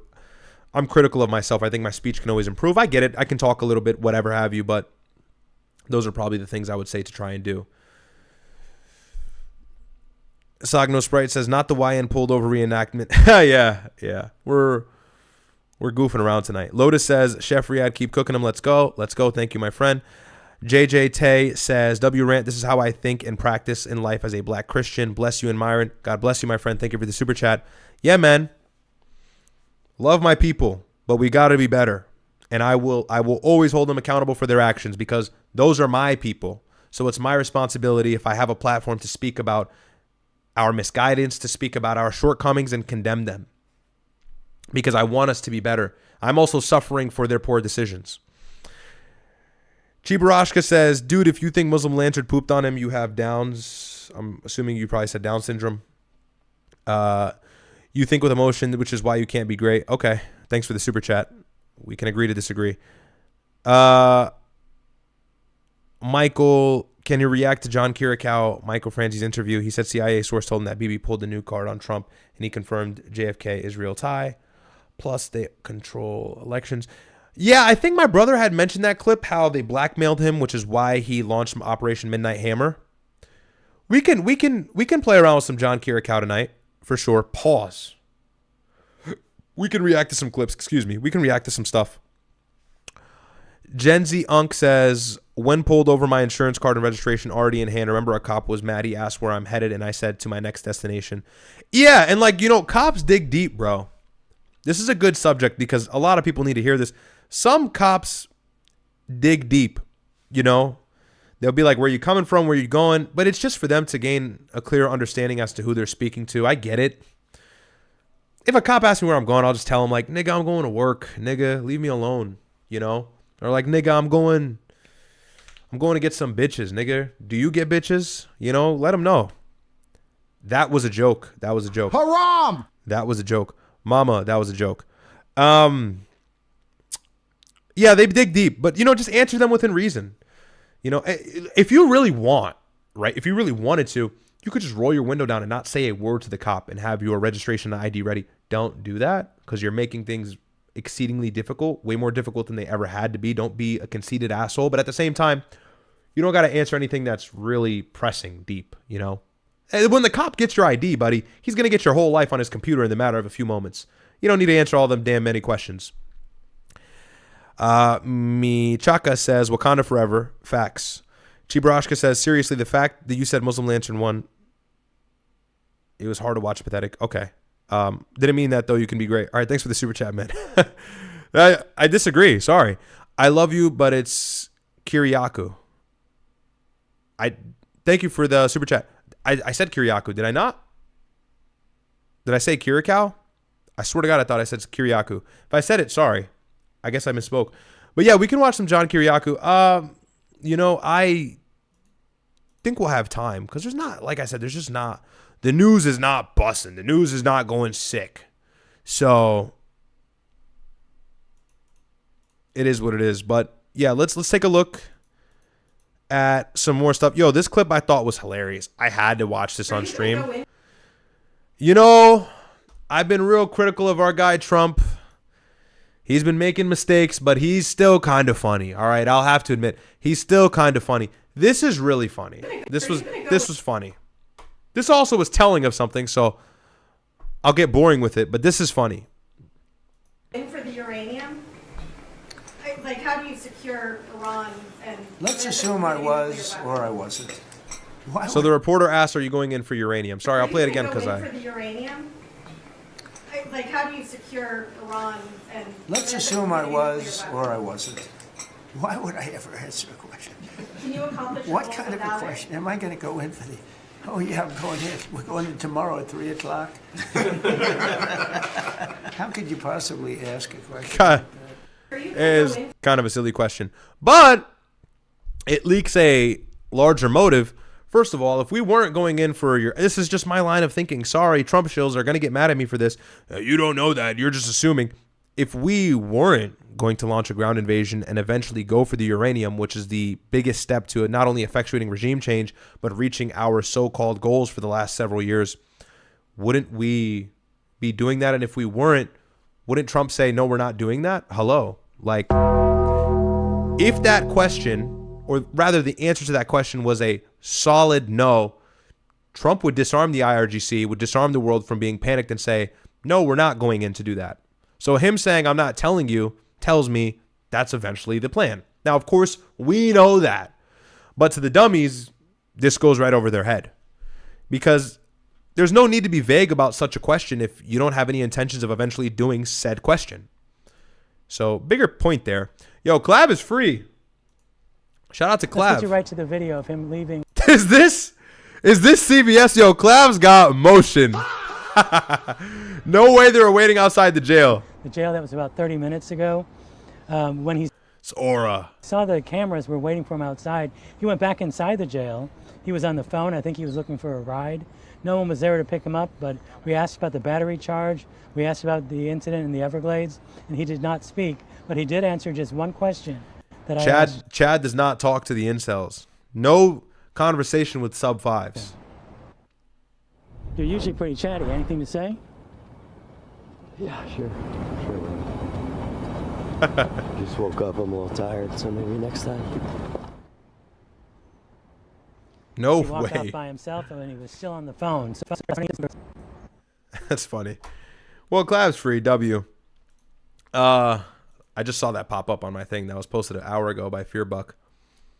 But let's go into a little bit more of what's been happening. So the cabinet meeting took place a couple days ago, or a day ago, really.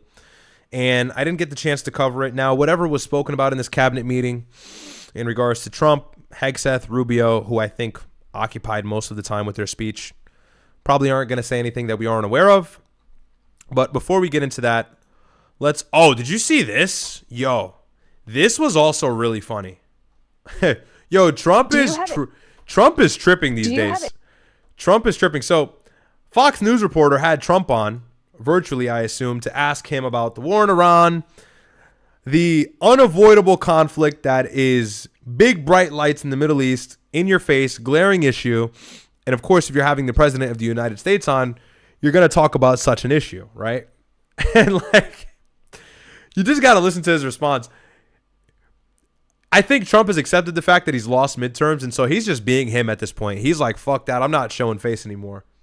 Or he's losing it and he's like pushing 80 years old. One or the other, I don't know. But just, this is hilarious. Any insight as to how they are doing? Do they have drinking water? Do they have food? Right, I do. It's upsetting. I do. But first, you remember when we had lunch years ago in the base of Trump Tower when it was a brand new building? It's a long time ago, yes. A long time ago. What the fuck is wrong with him? What is wrong with you? Yo, she says...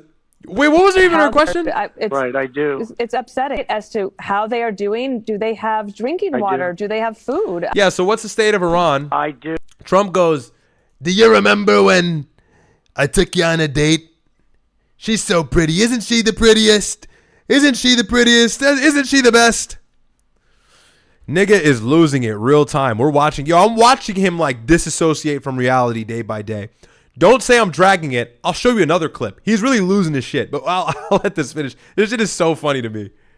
But first, you remember when we had lunch years ago in the base of Trump Tower when it was a brand new building? It's a long time ago, yes. A long time ago, and you haven't changed. Oh. You have not changed. Now, I'm not allowed to say this. It's the end of my political career, but you may be even better looking, okay? So I don't know what you're doing, but I will not say that. Breakup has a lot I will to do not with say that. that because that will end my political career. You know, you're not allowed to say a woman's beautiful anymore. Do you? Like, what are we doing, bro? What? First of all, she probably has a husband and kids now. What happened to her when she went home? Was their relationship public? Bro just ruined her life. Okay, her name is Dana Perino.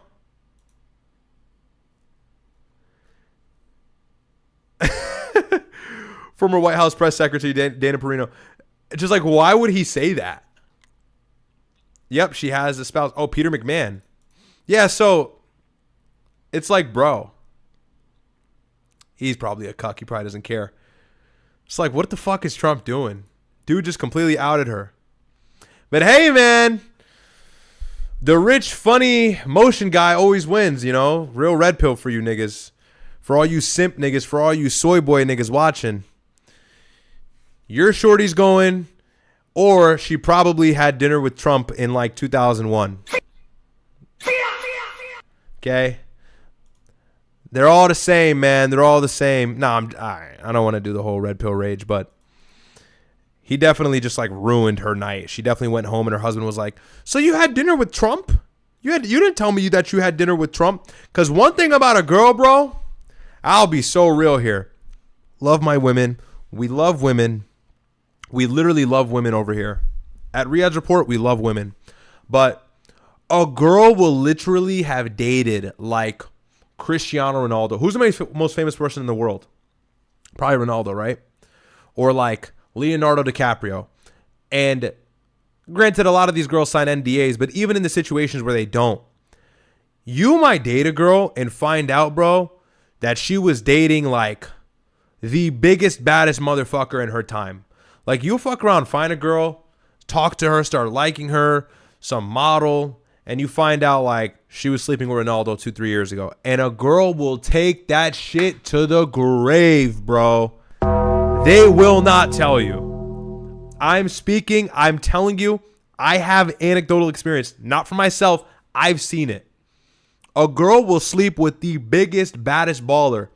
And if she could sweep that shit under the rug, Lord knows she will. As long as she didn't have kids with him and she's not trying to financially exploit him, she will never tell her next man. Because, I mean, what's worse than marrying the love of your life, having kids, having a family, thinking everything is all cracking and shaking, you've got the one, you won the prize, you put the rock on her finger, and then you found out that she was running around sleeping with celebrities back in the 90s. It's like, wow, that is a white pill. That's brutal, you know? So, not surprised there. Trump was like that in his day. You can't lie. You know, he was him. One thing about me, man, I might be really annoyed. I might hate somebody, but I can always acknowledge that they got motion, bro. If a nigga's like that, a nigga's like that. Sorry, you know. If a nigga's like that, he's like that. But anyways, yeah. Crazy stuff. Nigga Trump goes, you remember when we had dinner? You're so pretty. I can't say that. They don't let me say that, but you're so pretty. It's like he knows his political career is over, so he's just shooting the shit now. He's just having fun.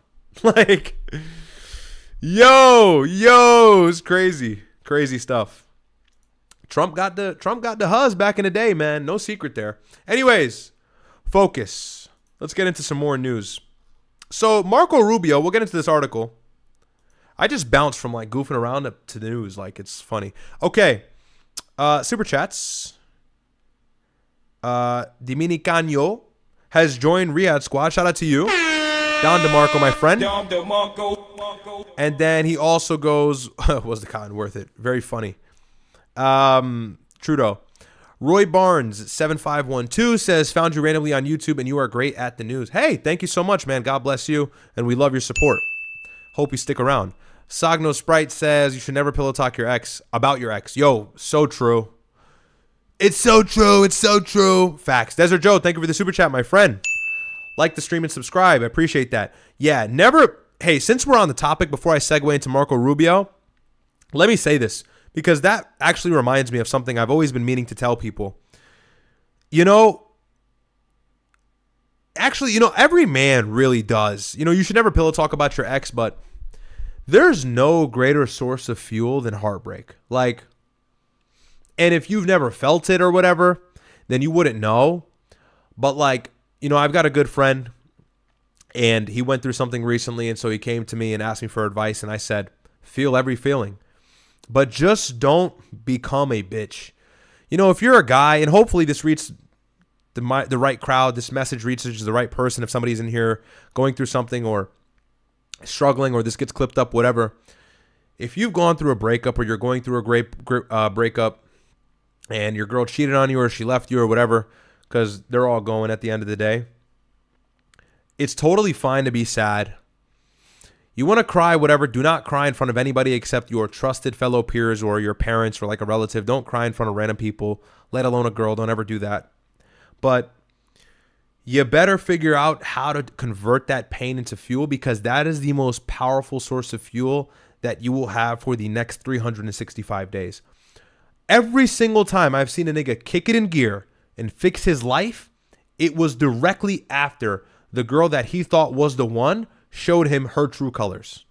And so the greater lesson to be learned and to prepare yourself of, if you're in a relationship currently, or you just got out of one, or you got a friend, do not loathe, because no one gives a shit about you anyways.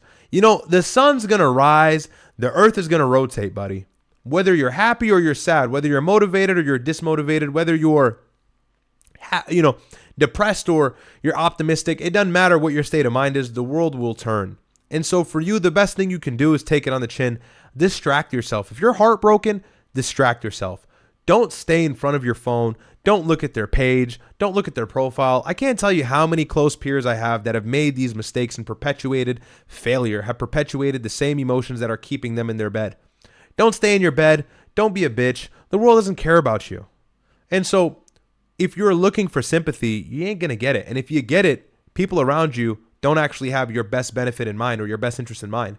Because when my friends come to me and say, yo, my girl cheated, I don't loathe with them. I go, damn, bro, that sucks. All right, what are we going to do about it now? How are you going to make her regret that decision? Because if a girl cheats on you, she's banking on your failure. She's banking on you to not be somebody one day. That's effectively what she's doing, because had she believed you'd be somebody, she probably wouldn't make such a brash decision. However, you got situations like Tom Brady. You got situations like our friend Ye.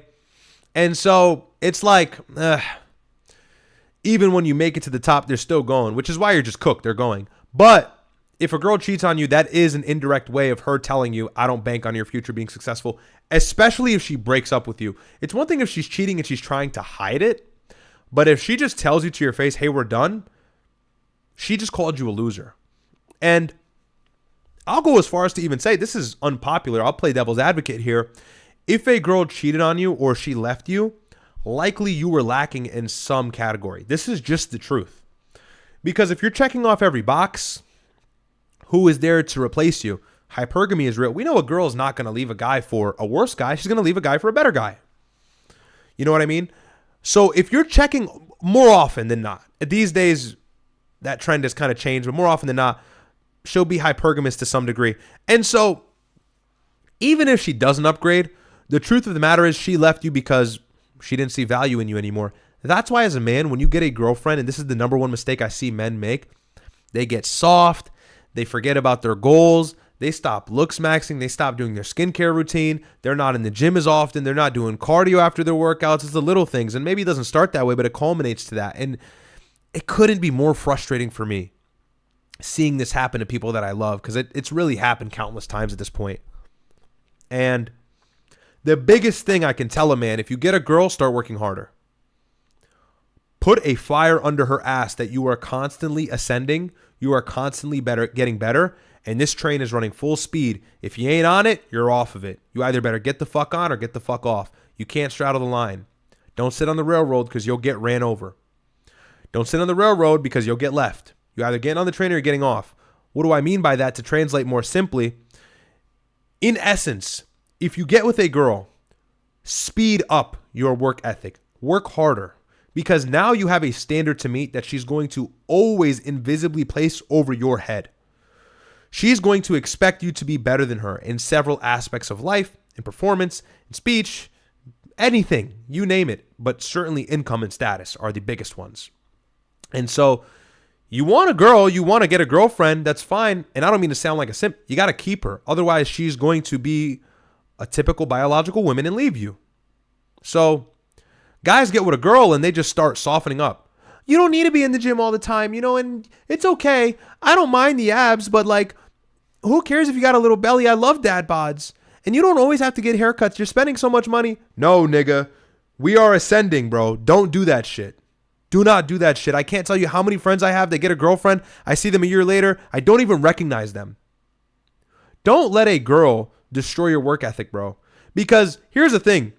She's there for a good time, not a long time anyways. You're probably not going to last. They love you under the condition that you provide. They love you under the condition that you're sexy, under the condition that you make money, that you have status, that you are capable, that you are comparable, that you can give advice, that you are a feared opponent in human endeavor. Sorry to LARP. But the point I'm trying to make is if you lose the whole reason as to why they dated you, why wouldn't you expect them to leave you?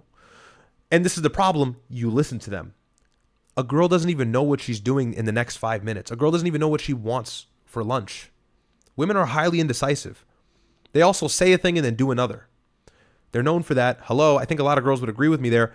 And so if a girl tells you, I don't like that and you don't need to go to the gym, we need to watch this movie tonight and we haven't hung out on weekends, and ears off, brain on. And make sure you use the head up here, not the head down here. Use your head, stay focused, stay the path, stay the storm, control yourself, and set those boundaries. Hey, I love you, but I've got to make sure I've got my shit in order. You need to love yourself first as a man. Until you get married, do not be selfless. Until you get married, maintain selfishness. When you're married and you guys are both one flesh, if you will, under the covenant of God, and you have children, then it can be a little bit of sacrifice and compromise, and I still think you should stay on your shit and be the best man you can be. But if you're with a girl and you're dating and you're already getting fat and you're like 21, brother, it's over for you, bro. What the fuck are you doing? Stay in the gym, work hard at your job, always try to get a raise, always be the best person, read a book, nigga. Be the best person you can, because naturally the motivation dies when you have constant box, when you have constant attention. Repel that, fight that back. And if you're heartbroken and you already paid for the consequences, or you already paid for the mistakes that you have made, in which I just highlighted not to make, if you've already suffered from those mistakes, no problem. Now you have jet fuel as energy. Use it. Change your physique. This is why I tell guys, get in the gym. The gym is the first step to branching out in other areas of your life. If you are physically excellent, more often than not, that will manifest in other aspects of your life. Because you'll get lean, you'll feel better about yourself. When you feel better about yourself, you operate better, you just move better, you move different. As well as the fact that Being in the gym and dieting teaches you a level of discipline that other things just will never give you the chance to learn. Not only about life, but about yourself. Gives you a new sense of confidence, a non-false sense of confidence, because you will mog everybody around you. And that manifests into other aspects of life. Now you got no choice but to be the best worker at work, the best salesman at work. Now you got no choice but to be the most high-performing, productive member of society within your friend group or your social group or whatever it is. And that's a good feeling. The nihilistic way of life disappears when you have a family. If you've got no family, God's giving you time to ascend. Use it. So that's my little rant, my little red pill rant, okay? Josie says, Ascension Maxing 2026. All year, thank you, bro. All year we're ascending. All year we're ascending, bro. You know, I got a couple friends, we're all getting lean and shit. We're all like, yo, I don't know what your friends' conversations look like. My conversations are like, yo, I'm about to have a quarter pounder. I have 800 calories left in the day, and I'm already at 250 grams of protein. That's what if your conversations ain't like that, nigga, you don't want it. You ain't hungry, nigga. You don't want it. So get real, man. You got to be strict on yourself. Okay. Daily Griff. I also looking forward to Syria video breakdown with you and your bro. I believe in Jesus and I'm super interested in the Syria situation because it's so complex. Yes. You know, and you got Damascus, Paul on the road to Damascus. You got a lot of historic sites of Christianity within Syria, Damascus, and so on. And so I'll get into that for you at some point. It's just there's no appetite for it right now. So somebody said I'm bulking right now. You're tripping, brother. It's warm out. Nah, you got to bulk. It's necessary. It's necessary. If the time falls, the time falls. Anyways, all right. So I want to go into Marco Rubio's statement today. Secretary of State Marco Rubio said on Friday that the United States did not need ground troops to succeed in the war in Iran. Very interesting. So this is from the New York Times, and this was, I believe, today. It continues on to read, Mr. Rubio told reporters in Paris that the United States had not received a formal response from Iran to President Trump's 15-point plan for ending the war. Mr. Trump had said that the peace talks are underway and going well, but Iranian officials have said that they have not had contacts between the two countries and have been minimal and mostly indirect, not yet amounting to real negotiations. I reported this the other day. I said Trump is clearly lying on Truth Social. Iran says they haven't spoke to us yet. Why? Maybe to manipulate stock prices to buy the U.S. some time, maybe because we're confused. CENTCOM is trying to figure out the next move. Whatever it is, there could be a multitude of reasons, but the fact is we're lying. This continues on. The war continued unabated on Friday with strikes on industrial and nuclear sites in Iran. Iranian media reported attacks on 2 nuclear sites, a uranium processing plant, and a nuclear research facility, and the Israeli military claimed the responsibility for those strikes. 2 steel plants and another industrial complex were also hit. Iran threatened to retaliate against industries in the region with American shareholders or ties to Israel. Now, bear in mind, if we continue to attack their critical infrastructure, they've displayed the ability to wage asymmetrical war against us for the last month, or really 3.5 weeks, approaching 4 weeks at this point. So yeah, month. And so if you don't know, Saudi Arabia and these other Gulf countries rely heavily on these desalination plants that convert ocean water into fresh drinking water. They don't have a ton of agriculture. They're in the middle of the desert, not much to work with there. If Iran hits this critical infrastructure, it will cause a catastrophe across these Gulf countries of the GCC. People could run out of water in weeks, and that's a big deal. They rely heavily on it, and so, again, Iran can hit us back right where it hurts if they decide, as long as Israel keeps up this offensive of destroying critical infrastructure, which, by the way, 2.5 days ago, Benjamin Netanyahu had promised in these next 48 hours, Israel will wage war against Iran's arms facilities, their infrastructure, their key pieces of oil refinement, so on and so forth. So when the U.S. does potentially launch a ceasefire, which could be in the beginning of April 7th, or beginning of April, rather, we will halt them to a point where they can't build their programs back up. They'll have to recoup the country, and they won't have the arms to fight us effectively like they did previously, or in this instance, because the next time we resume, we've set them back so far. So Israel's been really aggressive. They're taking responsibility for all the recent strikes on, again, like I said, key infrastructure. If Iran responds back, it will be felt much more devastatingly on our end because they're already cooked. Their airspace is dominated. Their people have been suffering from sanctions. At this point, it's like, how much more can you hurt them? Versus these Gulf countries are arguably more developed in some aspects than the United States. And so if their key infrastructure is hit, way of life there will change drastically overnight, by the way. They've already been suffering from the fact that the Strait of Hormuz is closed. They can't export their oil to Asia and so on. You couple in the fact that we fuck with their water system, as well as their power system, their power plants, their electricity grid, could prove to be very devastating for the United States. Why do you think they want to join the war? Why do you think the foreign minister, Abdullah bin Zayed of the UAE, had expressed just a few days ago that he wants to join the war? He's declaring war against Iran. He no longer wants peace in the region. We have to remove the IRGC. Mohammed bin Salman has expressed solidarity with the United States. He retracted his previous position that he wanted peace in the region. So these Gulf countries are shifting towards the offensive now. They want to fight back the IRGC. Why did they have this change of heart? Well, it's simple. Iran displayed within the last 3 weeks that they can actually wage a great deal of damage against these countries while fighting all of them at the same time. That's scary, because at any point, if the United States or Israel pokes the bear again, that being Iran, and invokes a war, the Gulf countries will again pay for it, because it's one of the biggest weapons of Iran to deal asymmetrical warfare. You want to hit us, America? You want to hit us, Israel? Fine, no problem. Your Gulf countries are going to feel it even harder than you. And so that creates this issue of a moral hazard. That creates this issue of the fact that anytime we get involved in a war, or anytime from the GCC perspective, the United States gets involved in a war, we're going to be a part of it, whether we like it or not. That's not even coupled in with the fact that the Houthis have not mobilized yet. They have not started attacking the Red Sea, something they previously done during the Gaza conflict, and they did it effectively.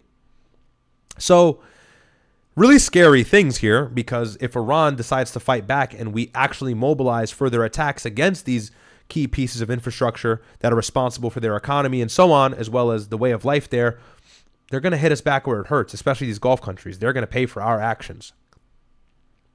Hospitals won't have their electricity. People in the ICU could die. It's a big deal. Water, food, internet, you name it. Much of which has already been shorted out. Big deal there. In Yemen, the Houthi militia raised the possibility of opening another front in the war. The Houthis, close allies of Iran, who are in control of much of Yemen, announced their, quote, fingers are on the trigger for direct military intervention, end quote. If more countries join the war against Iran, or if the United States or Israel use the Red Sea for operations against Iran, during the war in Gaza, the Houthis attacked shipping in the Red Sea. Wow, this is my first time reading this article. I just told you guys this. The Houthis attacked shipping in the Red Sea and the Gulf of Aden, and launched munitions at Israel in support of Hamas. So, again, this is a big deal. I'll tell you why. GCC is now saying we're going to be direct partners of the United States and Israel in this war. As a result, the Houthis are saying, you better not gang up against Iran, which you've already been doing, by the way, because if you do, we'll fight back. And the Houthis, although they're not that powerful, they're not that technologically advanced, they do something very similar to the Iranians. Of course, they're their proxy group, and so they learn well from who funds them. They can deal asymmetric warfare very effectively. They have access to the Red Sea. That's where Yemen is. And so if they so decide, they have missiles, they can start hitting Israel, they can start hitting the GCC, and they can mobilize in the sea. And again, not at the Suez Canal, but just south of it, cut off access for these ships that are oil exporting or goods exporting. Big deal there. They have not even mobilized, keep in mind. And they said they'll mobilize if several countries get involved, and which is now happening. GCC is getting involved. If you don't know, the Houthis are cockroaches. They're not easy to destroy. Mohammed bin Salman tried since 2018, kind of failed. They still run Yemen. So, to continue on, the Pentagon has moved battalions of ground troops to the Middle East recently, spurring speculation about pending operations against Iran. That's from the report of 10,000 troops being deployed to the Middle East. The Pentagon, in some reports that I'm seeing conflicting one another, have denied these statements. Although, let's be real, if we're going to do a ground invasion, we're probably going to hit hard. And Trump has seen the amount of spurring questions from the press in regards to the 5,000 troops or the 4,500 troops that he's mobilized already to the Persian Gulf. Who's to say intelligence and the Pentagon have now declared any more deployments will be done in secret? Because the public backlash has been felt. It's been pretty evident these last few weeks. Mr. Rubio, speaking after a meeting of Group 7 foreign ministers, said, quote, we can achieve all our objectives without ground troops. Really, this whole article displayed you can't. Iran said on Friday that it had warned 3 ships not to pass through the Strait of Hormuz. A day after Mr. Trump extended a U.S. deadline for Tehran to reopen the waterway, in retaliation, whoever wrote this article can't write. In retaliation for U.S. and Israeli bombing, Iran has effectively blockaded the strait. a vital conduit for a large part of the world's oil and natural gas supply, rattling the global economy. At the same time, Iran is moving to establish a system of charging tolls for ships to pass through the strait, which has usually operated as international waters. That is sure to anger nations that rely on that traffic. And Mr. Rubio called the move, quote, illegal. You know what also is illegal? Waging war in a country for no reason. He reiterated Mr. Trump's message, urging other countries to send warships to help ward off Iranian attacks in the strait. Quote, if those countries are impacted by it, all we've said is you guys need to do something about it, end quote, he said. So that's that. That's kind of like the big points that have been made or the key developments over these last 48 hours since I was last live. Biggest takeaways here, we're mobilizing troops. They're well on their way, if not have already arrived to the Persian Gulf. Excuse me. As well as the fact that Marco Rubio is trying to play cover. J.D. Vance is trying to play cover. They know what's happening. They don't want to be a part of the administration's shipping sink or, sinking ship. My God, sorry. And that's because they want to run for president in 28. They have aspirations. Trump has expressed that Rubio is a popular candidate. J.D. Vance is trying to save face.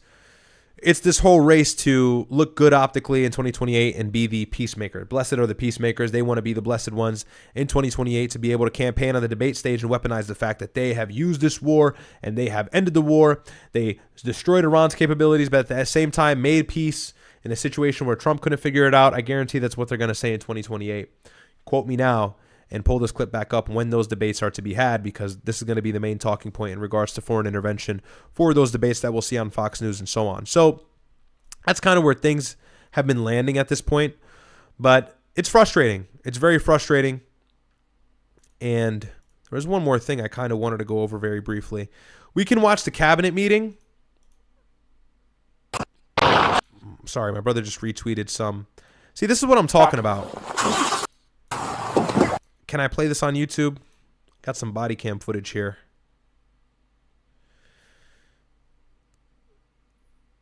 Okay. You can go on my brother's X and see it. I don't want to play it on stream. I get in trouble. But, yeah.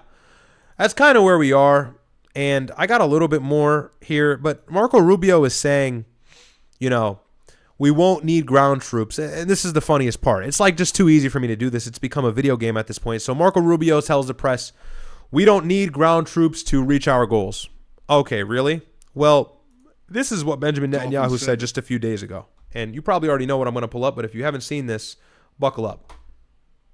You can't win. You can't do revolution. I'll turn the volume up for you guys. My apologies. From the air. It is often said that you can't win. You can't do revolutions from the air. That is true. You can't do it only from the air. You can do a lot of things from the air, and we're doing. But there has to be a ground component as well. There are many possibilities for this ground component, and I take the liberty of not sharing with you all those possibilities. Yeah, I mean, wait to just tell on yourself.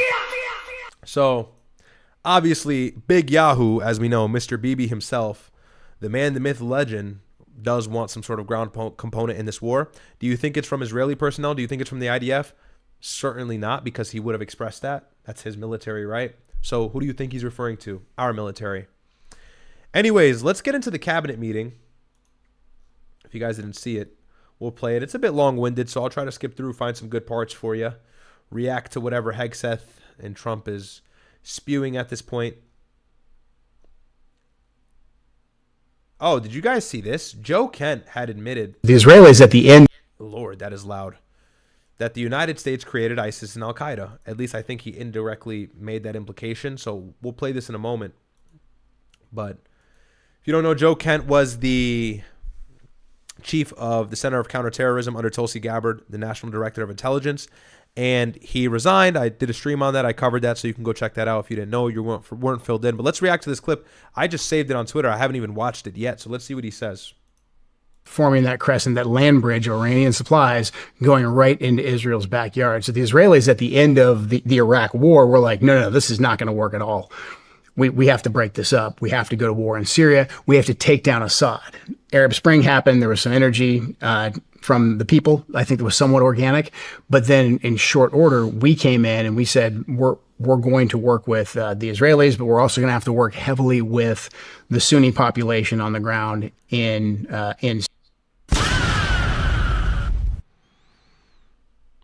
If you don't know, by the way, Joe Kent is a Green Beret, which is very high-level military intelligence. He also was a CIA officer.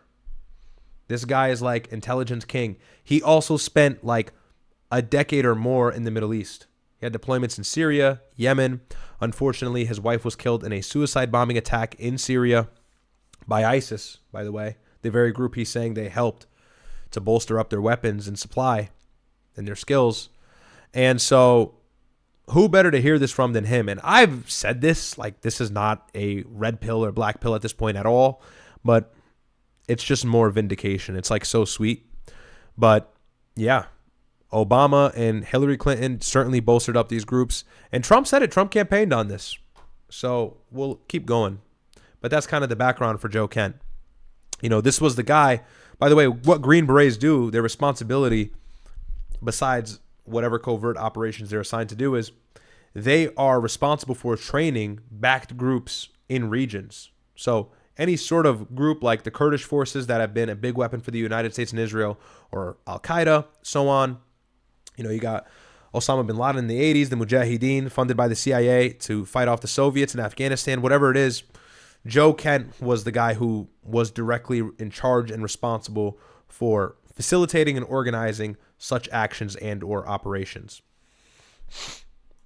Syria to create an uprising, and that's where ISIS came from. We worked directly with al-Qaeda. Hillary Clinton's emails confirm this. The operations that we were doing to support the so-called Free Syrian Army, and there were some moderates there, but the most effective guys initially were al-Qaeda and then eventually ISIS. Now, obviously, ISIS got out of control, and they started plotting attacks in Europe. They started plotting attacks in America. They took over large swaths of Iraq. So we then had to go back and put out once again the brush fire that we had started and go after ISIS. And that's where I lost my late wife.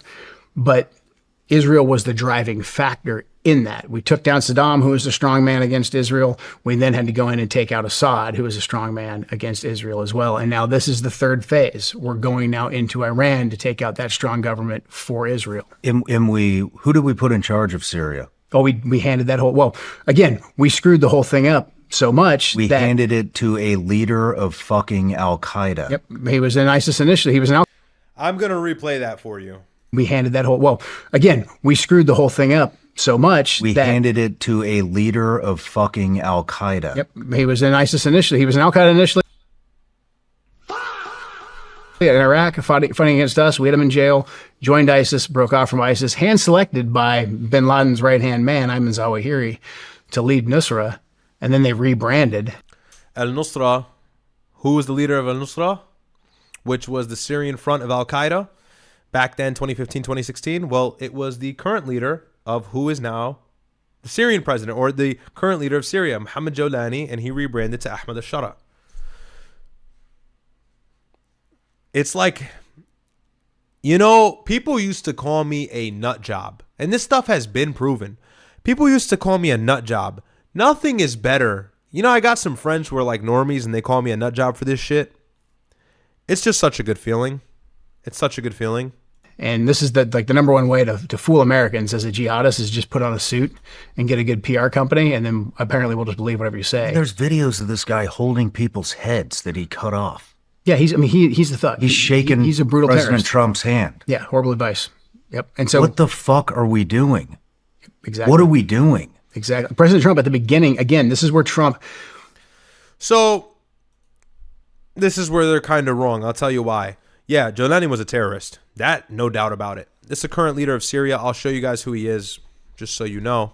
And I'll read chats before I get into this, so you can kind of understand how we finagled ourselves into the Middle East and ruined Syria, or helped to ruin it. Okay, Daily Griff says, airport hit in Saudi. This war is so sad. It erodes our relationship with Japan, sadly. Very bad for markets, too. What is oil price in Singapore? By the way, 140? Yeah, it probably is.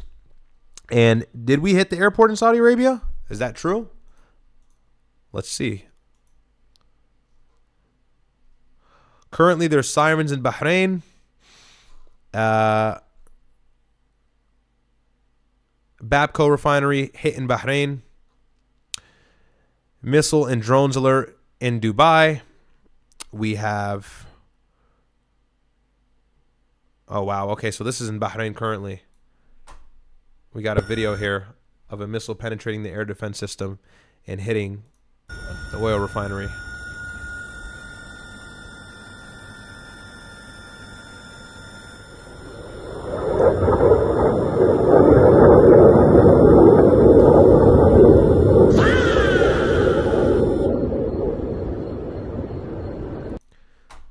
So that's where we are right now.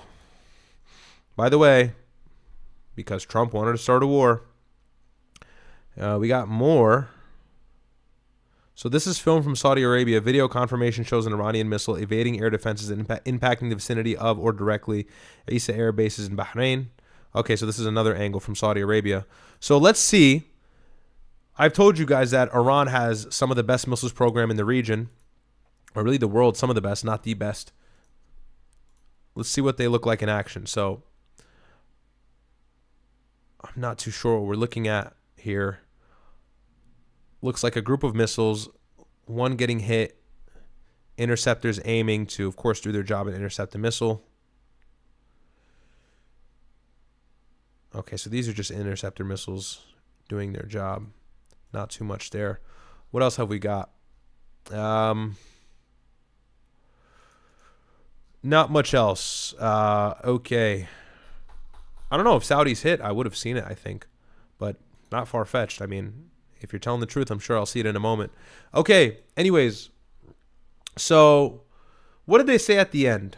That Donald Trump had planted Syrian leader Ahmad al-Shara into Syria. He was a former al-Qaeda commander. This is who we're talking about here. If you don't remember, this is from December 2024 when Syria was liberated. And this is the guy they're referring to. So take a look at this. So this is his Wikipedia. Let me move this over here so you guys can see everything. So this is him, Mohammed Jawlani, Ahmad al-Shara, formerly known as Mohammed Jawlani. So this guy was the leader of the al-Qaeda front in Syria that was named al-Nusra. So he rebranded several times for the reason that, of course, he was funded by the CIA. He's a CIA asset, but primarily the fact that he was able to strategically avoid direct military involvement from the United States. The United States was systematically destroying al-Qaeda hubs and ISIS. As Joe Kent had stated, we created a brush fire from funding these groups. They got extreme. They gained influence and power in Europe, and they started killing tons of people. By the way, ISIS has more Muslim blood on their hands than non-Muslim blood. That was their first enemy. The former leader of ISIS, Abu Bakr al-Baghdadi, said that every Muslim who does not support us is a non-Muslim, and their blood is halal, meaning we will kill them. And so not only did the United States create an issue for themselves, but they created an issue for the innocent Sunni population in the Middle East, which suffered greatly in provinces like Iraq and Syria. So Mohammed Jawlani is one of the commanders of al-Qaeda's branches within the region. Now, he started as a jihadi back in 2003 and 2004 when the United States had invaded Iraq. He volunteered to fight in the war, fight against the Americans, and he's slowly worked his way up over the years. So he started with this group here. Give you a little bit of lore since they're talking about it. So this is al-Nusra, Jabhat al-Nusra. This is one of the factions of al-Qaeda that really ruled in Syria, okay? So this guy was an extremist. Then they rebranded to something called HTS. So at first, you see the flag here, the La ilaha illallah Muhammad Rasulullah flag, the typical ISIS or al-Qaeda flag. And this was no doubt a group that was responsible for vicious acts of terror. Of course, you have the involvement of Osama bin Laden and his lore, but it doesn't take an expert to know that. And it's safe to say that this guy was in charge of or leading the front in operation for several terrorist attacks, jihadist attacks, whatever you may quantify them to be. Moving on, he rebranded in, I believe, 2015 or maybe 2017 to Hayat Tahrir al-Sham. Yep, that's what it says here, 2017. And this was the less extreme group. This was the group that moved through all the provinces in Syria within the span of like 2 weeks or even a week really, and finally took Damascus in December of 2024. Obviously, Syria was formerly ran by Bashar al-Assad, but then this guy took control. Why does this all matter? Joe Kent is making the sentiment that we started an issue and then we planted this terrorist leader. Here's what I would offer some pushback on, at least, or this is where I would disagree. Although Mohammed Jolani was a former terrorist, Trump is correct in his decision to plant this guy here, and I'll tell you why. If he's a U.S. asset and he's been working with us for several years, as you just stated, he has been funded by us. He's been doing our bidding in the region. As long as his history is bad, it doesn't matter. He listens to us now. The real deal is Syria has been a province that has been difficult for the United States to really influence on, but really Israel. Bashar al-Assad was a direct asset of the IRGC. They had their proxies there. He gave them the land to allow them to fulfill their military goals or operations in Syria, and he opened the airspace for the Russians. Not favorable for the United States, and then not favorable for the Israelis. You got Iranian influence and Russian influence. Double kryptonite, double whammy there. And so Mohammed Jolani is somewhere east in Syria. By the way, Hayat Tahrir al-Sham, his group, was not touched by American forces, despite the fact that we were doing a good deal of damage in eradicating or removing any sort of ISIS or al-Qaeda presence in the region. We're still doing that today after the few soldiers were killed. And that was back a few months ago. I reported on that. I can't remember the date, but now we've reached the point where Bashar al-Assad, this is around the winter of 2024 or fall, is weakening significantly. Obviously, inflation is super high. Syria's got sanctions to hell, whatever it is. And now we got this leader who is leading this military commando operation into Damascus to overtake the city. Obviously, he's funded by Turkey. This was reported at the time very heavily in the press and probably secretly supported by us, although who knows? It's up for speculation. But what we do know is that was our guy in the region. So he takes power. Instead of Trump starting this regional conflict, Trump actually says, you know what? This guy is willing to work with us. I don't care what he's done before. He's given Christians safe conduct to the land. He's given the Kurds their rights. He's written contracts with the Kurds. He's allowed the Christians to erect their Christmas trees despite the propaganda. And I don't mean to be an apologist for this guy, but this is what he was doing. If you watched any local Syrian news, you would know this was the case. If you averted any Kurdish or anti-Muslim propaganda, you would know this guy was actually fixing and destabilizing the country very quickly. It wasn't hard for him to cover a lot of ground because it was destroyed or turned to a mess by Bashar al-Assad. Quickly, Trump normalizes a relation with him, lifts sanctions, meets him in the White House, whatever have you.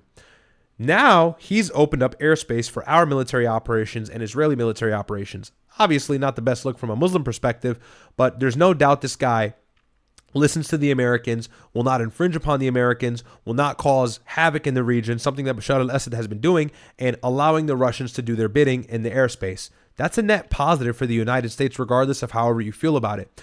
Joe Kent, you just resigned from the Trump cabinet, really, because of the fact that you were dissatisfied with military intervention in the Middle East.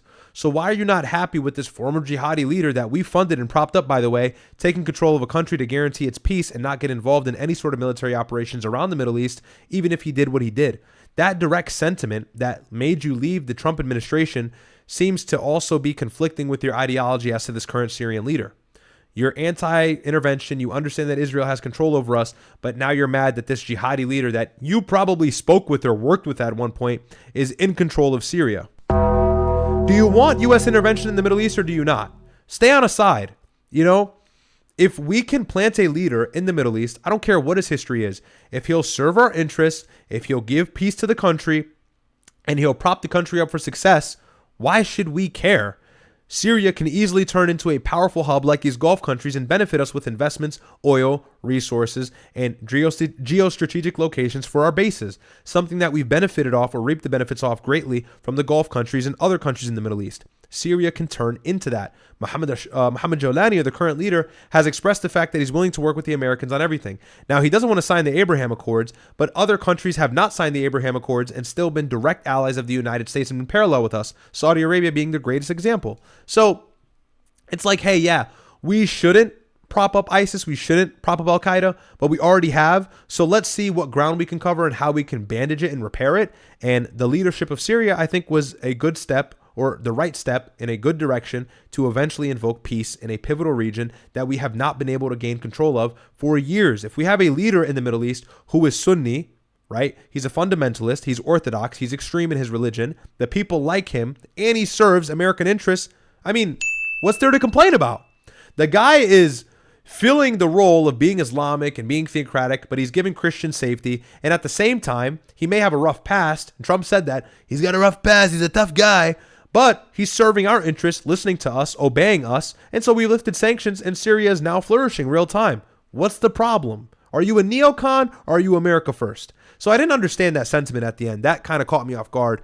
I didn't understand that whole rhetoric. That didn't make much sense to me. Hopefully that makes sense to you guys, though. And you can understand why the U.S. and Middle Eastern relations are so multifaceted. They're so complicated.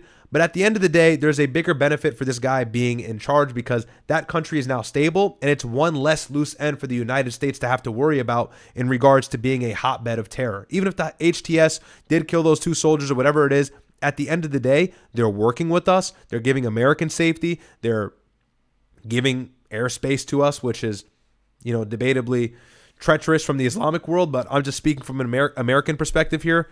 There's really no negatives, at least currently. So Trump did a good job here. Let's see where we're at currently. And I know that's not popular, but that's just the fact. The guy was a terrorist, but now he's an asset for the U.S. Same thing with Osama bin Laden. And this is the problem. We open a can of worms, and then when those worms come out and bite us, now we're crying. We funded Osama bin Laden. Osama bin Laden's anti-American rhetoric did not come from American women not having hijabs, did not come from Christianity, did not come from freedom, democracy, politics. It came from none of that. It came from the fact that we bolstered Israel to destroy Palestine. That's what he said in his letter to America. That was obvious from his motives. He disliked Israel. He disliked American intervention on behalf of Israel, as well as the fact that Saudi Arabia closely aligned with the United States and undermined him when he vowed to fight for them. So there's several reasons as to why Osama bin Laden was the man that he was and the monster that he was, but we kind of created that issue. There's no secret there. And Americans, in the steps of becoming liberated in our ideology and becoming America first and understanding foreign policy, you have to come to terms with the fact that we started problems in the Middle East that we still have not been able to put the cap on. So that's that. Okay. Let's see. A couple more things I wanted to go over. Someone said Myron tweeted. Did he?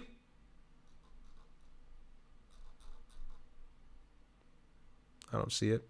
But anyways, okay. Let's see. Where are we? Here. I guess we can move to the meeting, the cabinet meeting.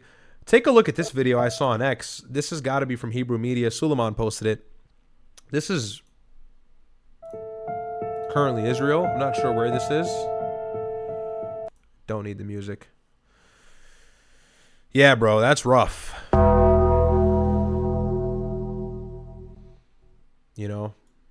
So speed through it here.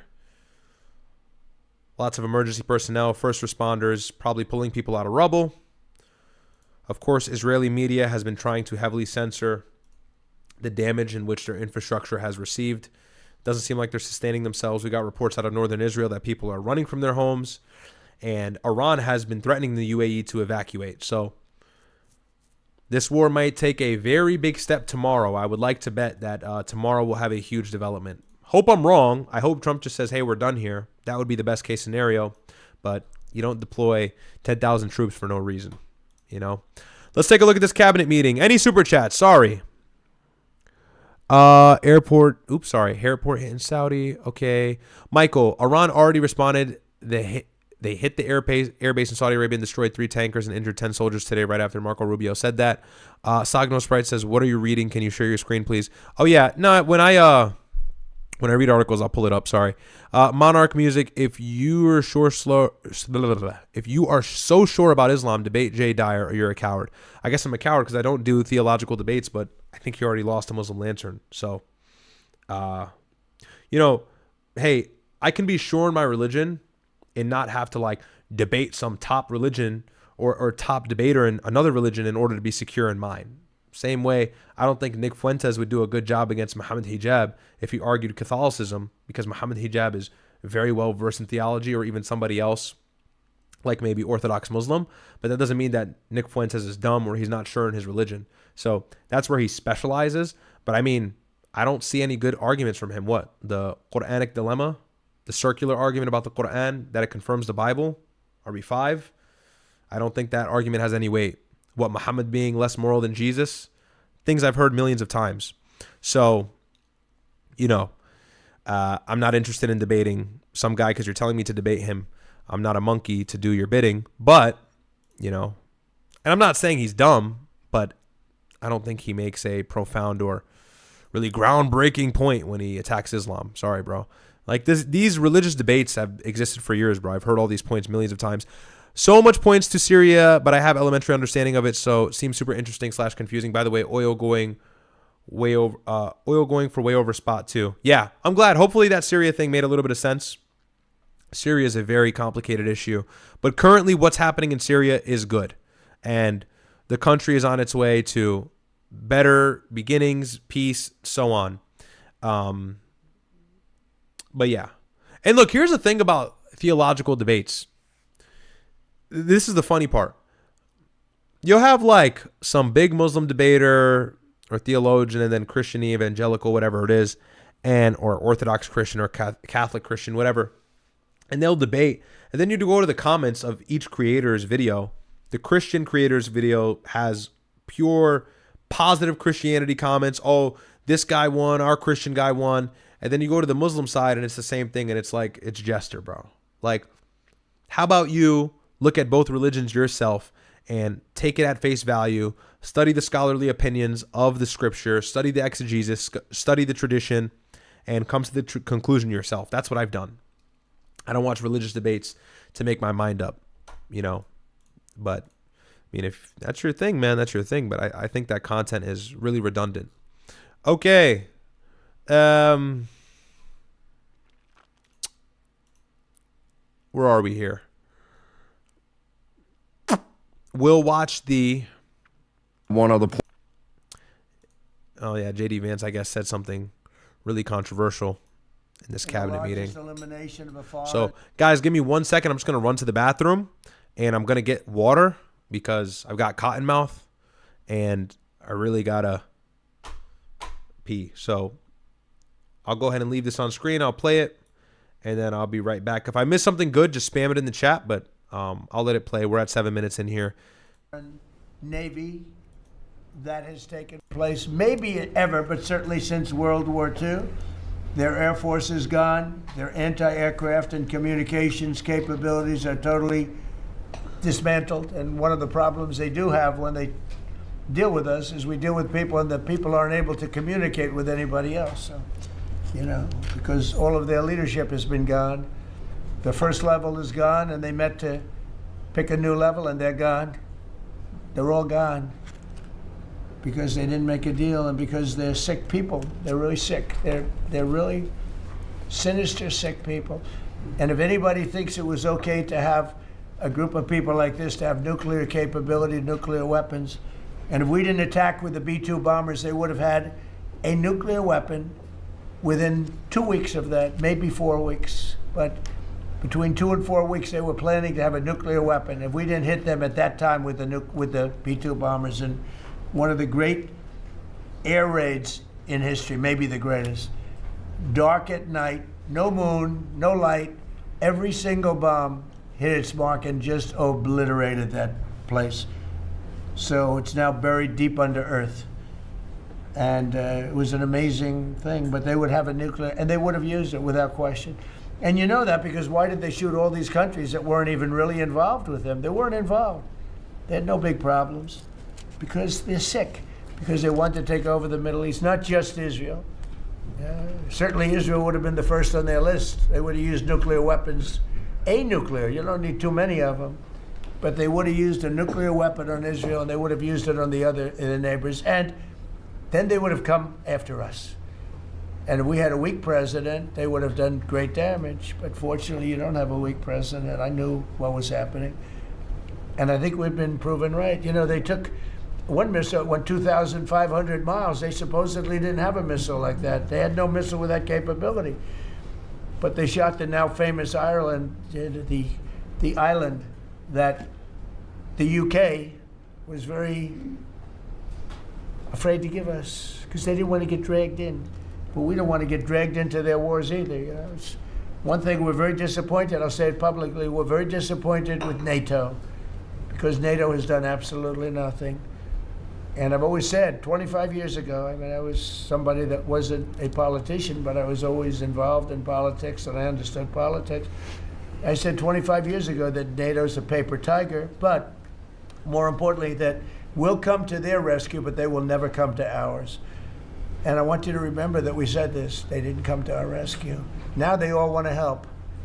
When they're annihilated, the other side is annihilated, they said, we'd love to send ships. They actually made a statement, a couple of them, that we want to get involved when the war is over. No, it's supposed to get involved when the war is beginning, or even before it begins. Right, we had the UK say, I'm back. we'll send, this is 3 weeks ago, we'll send our aircraft carriers, which aren't the best aircraft carriers, by the way. They're toys compared to what we have. That was funny. Yo, that was bad funny. I came back at a good time. Hold on, I'll read some chats. We have some chats come in. The babies compared to what we have. Okay. Did you see Sneeko and Professor Morandi? What's your thoughts? I didn't get to watch it, no, but I'm sure it was good. But I'm not too familiar with Professor Morandi's stuff, so I'm not sure what his rhetoric is. But I'm sure it was good. Juan Rodriguez said, blah, blah, blah, then debate him. Who are you talking about, Jay Dyer? No, I'm okay. I don't want to debate him. He's more versed in theology than me. Why would I do that? But ask other Muslims to debate him. I'm sure he's willing to do it. What's with the Jay Dyer glaze, bro? Hey, he's Orthodox anyway. He should be Catholic. Hello, the key. Anyways, Daily Griff. I believe in Jesus as my savior. I never had one bad interaction with a Muslim, though, in my life. Nonetheless, I trust on Jesus. I love Muslim community, though. Hey, bro, God bless you, man. And that's your prerogative. We love Christians, man. To you is your religion, and to me is mine, brother. Okay. Did I wash my hands? Yeah, I did. Fuck off. I did wash my hands, actually. But I dried them, then I got water. That's why they're dry. Okay? Not dirty. Anyways. Okay. Let's keep going with the video. Send our aircraft. Did I miss anything funny here? I don't think so. Aircraft carrier when the war is over. I said, oh, that's wonderful. Thank you very much. Don't bother. We don't need it. And we don't need it. And we don't need them. We estimated it would take approximately 4 to 6 weeks to achieve our mission. And we're way ahead of schedule. If you look at what we've done in terms of the destruction of that country, I mean, we're way ahead. Think of it. They have no Navy. And they had good ships. 154 ships have been shot down and are resting very nicely at the bottom of the sea. And we did that in a matter of less than a week. Because we have the greatest military in the world by far. Nobody even close. Yo, Trump has the most interesting speech pattern I think I've ever heard from a politician. We have the best military by far, not even close. Like such unnecessary follow-up. So we estimated it would take approximately 4 to 6 weeks to achieve our mission. 26 days in, we're extremely, really a lot ahead of schedule. The Iranian regime is now... We're ahead of schedule? Were there not reports coming out of the White House in the first few days that this would take 4 or 5 days? Yeah, LOL. We're ahead of schedule. Sure we are. We are behind schedule, which is why you are deploying boots on ground to speed this up, as well as the fact that you're learning regime change does not happen by the air. Remember, Trump first thought that this would change by an organic revolution that was motivated and fueled by CIA and Mossad assets, which was admitted by Mike Pompeo, as well as Israeli and Hebrew media. Didn't work. The IRGC shut it down. Then we tried to start a war, and they attacked the whole region. Now it's been a month. So we're way behind schedule, actually. Very good bluff, though. Admitting to itself that they have been decisively defeated. They're saying to people, this is a disaster. They know it. That's why they're talking to us. They wouldn't talk otherwise. But they're talking to us because they've got a disaster in their hands. They're defeated. They can't make a comeback. We're free to roam over their cities and towns and destroy all of their crazy nuclear weapons and missiles and drones that they're building. Oh, we're doing that. They now have a chance to make a deal, but that's up to them. And they'll tell you, we're not negotiating. We will not negotiate. Of course they're negotiating. They've been obliterated. Who wouldn't negotiate? They are begging to make a deal. We'll see if we can. Are we serious? They don't care about a deal. They don't want a deal. And your proposal, your 15-point plan that Caroline Leavitt casually went over, stipulates things that are completely unfair and asks them to remove any sort of military defensive capability from their IRGC, from their military advising, which has precisely kept them alive for this long, despite the fact that two powerful countries have been attacking them. So why would they agree to nullifying the military that's kept them in existence for several years, which is a part of your 15-point plan? You know what else is a part of your 15-point plan? Nuclear talks, nuclear enrichment, removing all nuclear capabilities. So, and they need that if they want to actually be a threat in the region and not be toppled as a regime, which is what you're doing right now. That's why they hedged that same plan. And it's like lies on top of lies and just constant hasbara, constant bullshit, constant rhetoric, constant propaganda. Who eats this up? Who believes this? This is like slop. It's so disgusting that he even has the gall to say such lies, utter such lies. And look at dickhead Rubio and dickhead Hegseth to either side of him. And you can see the guilt in there. It's almost like, I don't mean to read too far in and be one of these people like, oh, you could see it on their face. But I mean, you could see it on their face. Sorry. Like, you can see it on their face. They just know he's full of shit. This guy wants to be president and knows how unpopular this war is. And this guy's just enjoying his time before he's done. That's all it is. Stupid Christian nationalist, has no understanding of foreign policy, does what this guy says, adds a holy element to this war, a war that is destroying his people that look like him, and then this is some stupid Cuban who thinks he has a chance at president. Make the right deal. And if they make the right deal, then the strait will open up. Hormuz Strait will open up. And even now, we don't know if there are any mines. You know, they have 22 they call mine droppers. Think of it. Who would have 22 mine droppers? There's a boat that drops mines.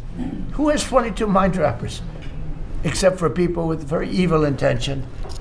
So every one of those mine droppers has been struck with the same weapon we used to stop drugs from coming into the United States of America.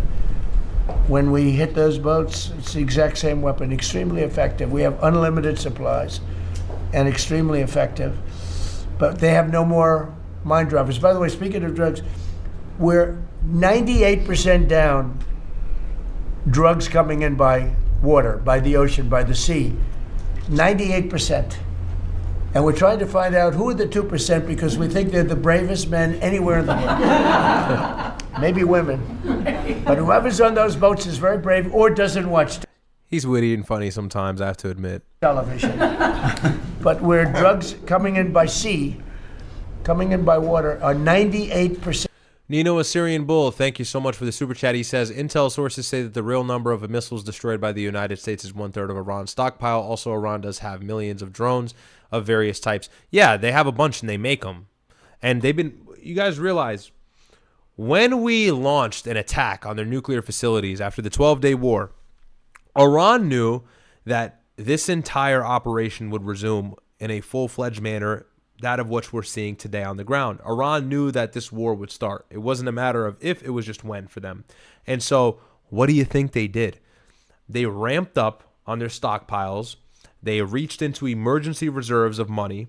They started taking a bunch of intel heads-ups and a bunch of intel advances from Russia and China as to when this war could start, how to go about it, who to hit back. You don't think all of these countries were working together to bolster Iran to survive this attempted regime change, as well as the fact that they're militarily armed with munitions for months and months and months to go? I'll tell you what, in this war of attrition, in this war of asymmetry, we see that Iran is not actually running low on missiles because they still send them out whenever they like, despite Pete Hegseth's lies. And remember, they're building them underground, so we don't actually have the capability of slowing these missiles and their production down until we effectuate boots on the ground and go inside of these missile facilities that are hundreds of feet under the ground. Hello. Why do you think we likely sent 10,000 more Marines to the already 5,000 that are on the way? Because we probably realize we're going to have to go underground.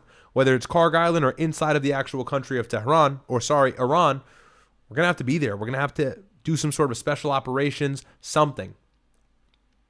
Nuclear bombs could be used in order to damage or destroy the cutoff or the access from underground to above ground, so these missiles can't get pushed above the ground to be launched.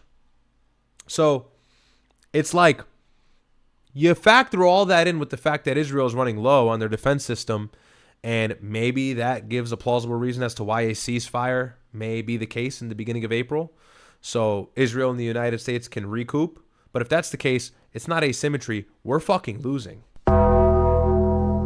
And I said this 2 days ago. I said, this has become such a war of asymmetry. This has become so asymmetrical. Iran has been able to kick us in the balls so many times. It's almost like, hey, that's not even the right word anymore. We're just flat out fucking losing. Flat out fucking losing. So this cabinet meeting, this COPAMIT meeting is what it should really be called. It's nothing but lies and bullshit. Yep, 1/3 of the stockpile known. There's thousands unknown. That's what I'm saying. There's so much of this stockpile. We don't even know what they have. And by the way, they've had a trick up their sleeve for every step we've taken to further advance this military assault in Iran. They've had a trick up their sleeve every single time. I did a video on that. They've responded to everything perfectly. They've been excellent. Unfortunately, they've been excellent. So, you know, when you got a really strong Air Force, when you got the guarantee of gaining air superiority and dominance over a country, they're going to move their operations underground. Duh. And that's something I haven't seen any of them address. Marco Rubio is saying in a statement today that we don't need boots on the ground to reach our goals. Hey, dumbass, you absolutely do. Unless you got a tactical nuke up your sleeve, which will receive condemnation from the entire world.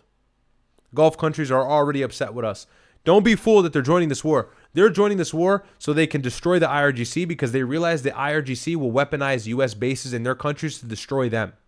So the Gulf countries have said, you know what, screw it. We're going to jump in because the United States, as long as they exist, will always charge up the Iranians to attack us. Let's get rid of them. But you can bet your ass after the IRGC doesn't exist potentially, these Gulf countries will no longer be closely allied like they once were with us. Hell no. You won't see the Qataris giving Trump billions of dollars anymore. Doubt it. Doubt it. Conqueror 530 says, can you explain the proposed invasion Karg Island? How will this supposedly affect Iran? So Karg Island is 16 miles off of the coast of Iran. It's an island responsible for oil refinement. It's an island responsible for military infrastructure, military production, and it's heavily fortified from a military perspective. They are ready for a ground invasion. They're also ready for an air assault. They've been ready for an air assault. And despite our efforts, it's going to be very difficult because, could you guess where I'm going with this? A lot of the operations in Karg Island happen to be underground, as well as the fact that Iran has still been able to effectively export their oil to China, much of which is suspected to be coming from Karg Island during this conflict where they've closed the Strait of Hormuz. So these amphibious assault vessels like the USS Tripoli and other Marine troops that are already on their way to the region or have already arrived are likely going to reach the tight 19-mile, the narrow 19-mile passageway that's better known as the Strait of Hormuz, where all of these ships pass through. These U.S. assets are going to arrive there, and there's a few decisions or a few ways they can go about it. What I can guarantee is they'll be met with drone attacks, missile strikes. Who knows what Iran has up their sleeve in order to perpetuate harm upon these Marines. They're going to have to get through the Strait of Hormuz and move 300 miles north to actually arrive at Karg Island. And when they do so, you can bet your ass Karg Island has a ton of military refinement, fortification, soldiers on the ground, ready to die, ready to fight, and launchers pointed at whatever docks these ships may arrive to, or however they go about it, whether it's from the air, parachute in, whatever have you. I don't know if we're actually going to physically put soldiers on the ground in Karg Island. I don't know if that's the best idea. I don't see why intelligence would go that way, but it's very difficult to know. You know, Trump has many options here. He can hit the power plants first, put the country into a blackout, and then try a military ground assault. That would make it easier for our special ops to get underground maybe, or do something in that manner. But what I can say is Trump is buying time for some reason. He said that We have 5 days after successful negotiations. The IRGC is like, what the hell are you talking about? We haven't spoke. Then he extended it to 10 days. That either tells me we're getting ready for a seriously violent assault, or we're buying time potentially for a ceasefire, giving Israel as much time as they need to effectively dismantle the IRGC from military capabilities and production for a ceasefire, so Israel can build back up their interceptor missiles in a lopsided way where Iran can't match the production in regards to their missile programs. Again, that won't work though, because it's underground. This is all speculative. This is all guesses and theories. We don't really know what the plan is from the Pentagon. Of course, they're not going to tell us. But what I can certainly guarantee is, in regards to the boots on ground, once the USS Tripoli makes it to the Strait of Hormuz and the Marines enter the fight, that's boots on ground. They don't actually have to step onto Iran. They don't have to actually step onto the island. Once the amphibious assault vessels arrive and the Marines are fighting with weapons, with missiles, with launchers, with whatever weapons these ships are equipped with, which, by the way, are some of our best, if not our best, being the USS Tripoli, that's it. The boots on ground invasion has started.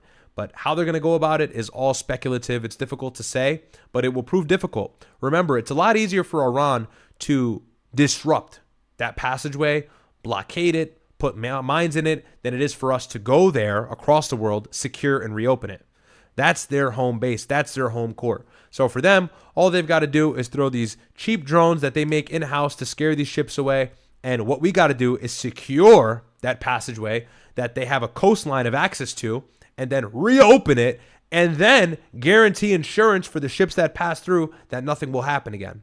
So our military presence in the strait may not directly affect the oil prices right away, because that's when things will actually get violent. We're going to have to pass through that strait and then get to Karg Island, and that's if we do it from an amphibious perspective. But many different ways it can go, but it doesn't seem like it's favoring the U.S. at all. And this is what I mean when I say things are a little bit lopsided in our favor, and who knows how much armed guards are on the ground waiting. The numbers are 250,000, but easily and likely they will surely grow. China been supplying thousands of rocket motors. Yes, China was meeting with Iran. Thank you so much, Nino Assyrian.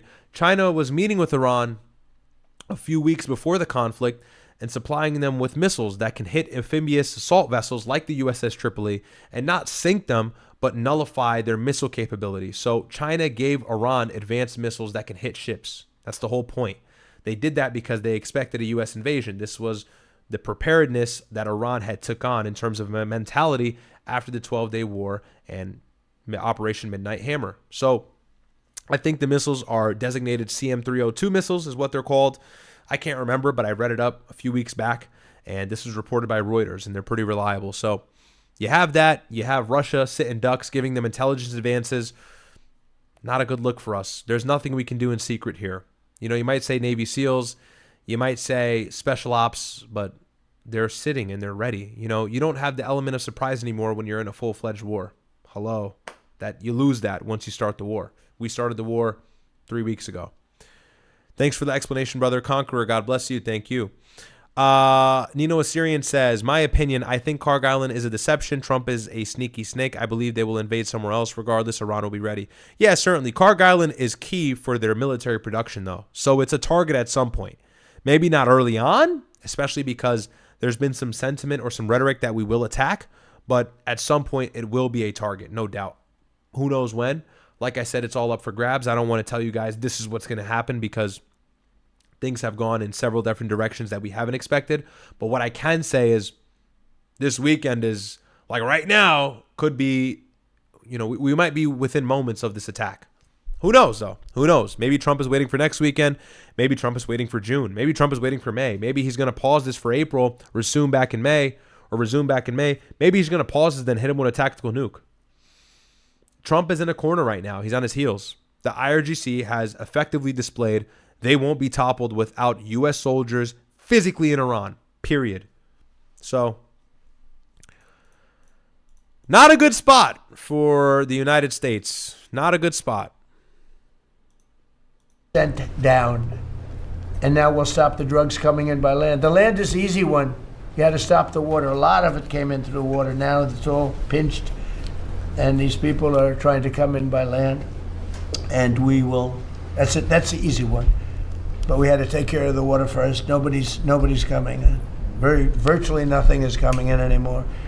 It was hundreds of millions of dollars a week were coming in by water. But they now have the chance, that is Iran, to permanently abandon their nuclear ambitions and to chart a new path forward. We'll see if they want to do it. If they don't, we're their worst nightmare. In the meantime, we'll just keep blowing them away, unimpeded, unstopped. Well, there's not a thing they can do about it. They can't do anything about it, you know? I tell you, if they could, you'd be hearing about it. You'd be hearing about it. You don't hear anything about it. They can't shoot our jets. We have the best military equipment in the world. No, not even a contest. You see that with Venezuela. They had other equipment. They didn't have ours. It didn't work. Didn't work. Think of it. We did the situation in Venezuela. It was a great military operation, getting a very, very dangerous man who's killed a lot of people, forced people into our country. Incredible. He emptied his prisons in Venezuela, emptied his prisons into our country, and I hope that... Dude, Trump is just, like, unbelievably difficult to watch. Let's see what J.D. Vance said. Skip to his part right here. So, J.D., please. Yes, sir. Well, thank you. It's good to see everybody. Proud to be part of this team. Proud to be serving the president of the country. Let me just say a couple things. The first of all is the president summarized this very ably. But look, the Iranian conventional military is effectively destroyed. They don't have a navy. They don't have the ability to hit us like they could have even a few weeks ago. And what that does is that gives us options, Mr. President. Now, there's been a lot of reporting about diplomatic options, about negotiating. Remember, the biggest threat, and we all know this, doesn't take a military expert or a military analyst or a combat veteran to make this conclusion or inference. It's not hard to discern from. The biggest threat that Iran poses is their missiles program, much of which is built hundreds of feet under the ground. If we don't nullify or immobilize their capability of being able to launch and, more importantly, create nukes, in which they were doing in the hundreds for several months after Operation Midnight Hammer, we have no chance of slowing down the attack on Gulf countries and Israel. Key thing to remember here, key thing that J.D. Vance, Pete Hegseth, Marco Rubio, and Donald Trump step over every single time they explain the military decapitalization or the military decapitation of the Iranian Revolutionary Guard Corps. We killed Khomeini. We killed several other high-ranking military officials. Still, it's proven useless because Iran is still dealing a great blow and controlling the Strait of Hormuz. The Strait of Hormuz is arguably just as important right now as their missiles. Two things that we have no control over. And two things that we likely won't have control over unless we have a long-winded boots-on-ground invasion. Save you the time. If you watched this J.D. Vance segment before, I probably just debunked everything he's about to say. But let's see what he'll say. There's, of course, Pete and his team. There are further military options. But what we have now that we didn't have when the president took over just a little over a year ago is the ability to use every tool at our disposal to ensure that Iran doesn't get a nuclear weapon. Because when I say options, I think it's important the American people know options for what? And it's options to ensure that Iran never has a nuclear weapon. You talk about people who walk into a crowded supermarket and have a vest on, and they blow up the vest and a couple of people get killed, and that's a terrible tragedy. What happens when what's on the vest is not something that can kill a couple of people, but can kill many, many tens of thousands of people? That is the most important American national security objective that exists. Oh my God. What the fuck is he talking about? What did you just say? What does that have to do with the Strait of Hormuz? What does that have to do with their missiles program? What does that have to do with their nuclear enrichment program? What the fuck is he saying? Lord have mercy. God forgive me. Mama forgive me. I'm sorry for cursing, but this is hot garbage. When somebody has a vest and then we attack the country so now the vest can't kill a bunch of people. Nigga, what? What are you saying, bro? He's certainly more articulate than Trump, but smarter? Don't think so. For Lord have mercy. Any administration at any Let's play that. Kill a couple of Let's play that back. Am I missing context? I'm not sure what the hell he's talking about. People, but can kill to ensure that Iran never has a nuclear weapon. You talk about people who walk into a crowded supermarket and have a vest on, and they blow up the vest and a couple of people get killed, and that's a terrible tragedy. What happens when what's on the vest is not something that can kill a couple of people, but can kill many, many tens of thousands of people? That is the most important American national security objective. Yeah. Okay, bro. They have a nuclear program so you don't do what you're trying to do right now. Like, again, this is the whole anti-Islam rhetoric, the whole anti-Islam LARP. I said this 2 days ago. The anti-Islam foundation, or the anti-Islam ideology, the all Muslims are terrorists, they're all the same, that is the groundwork. That is the foundation. That is key for the neoconservative line of thinking. Without that, you cannot perpetuate these false notions or ideas. And so J.D. Vance, Donald Trump, Pete Hegseth, and others so casually weaponize this ideology that has still plagued the brains of millions of Americans to justify this conflict that is currently ongoing in the Middle East, that being our war with Iran. However, once you dismantle such an ideology, it renders very useless, and it also opens up a gap where somebody realizes that we're at war for another reason. That's why it's important to dismantle this ideology. Now, I don't want to get theological here because that's not the point, and that's not the show. That's not what I do.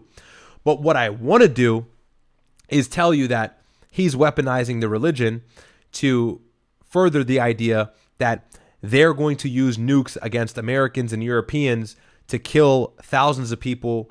For what purpose exactly? I'm sorry. If the IRGC had a suicide bomber enter a flooded shopping mall somewhere in Europe and kill tens of thousands of people, that would render their country a nuclear target in seconds.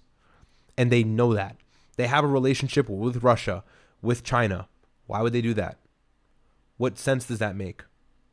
This is not 2004. You're not going to get away with telling people that a Muslim jihadi is going to kill 10,000 people because God told him to do it and he's going to get virgins if he does it. Yeah, it's like, hey, that's cool, that's funny. Like, that used to make sense. That used to line up with the American mind. Now it's like, what are you talking about? Because Marco Rubio just said, we started this war because Israel was going to strike first, so we had to get involved anyways. That's what Marco Rubio said. That's what the guy across the table from you just said a few weeks ago. Suicide vest, tens of thousands of people. And they go, why the nigga gotta die? Why can't he just plant the nuke and then get out of there? I get it, it's like the martyrdom, but it's just like so many things wrong with this rhetoric. And look at these idiots around him. Just eating it up. Eating this shit up. That exists for any administration at any time is you don't want the worst people in the world to have a nuclear weapon. That's why the president is doing this. That's why the president... So, fine. You don't want Muslims to have a nuke. Fine. Don't let the Muslims have a nuke. Whatever.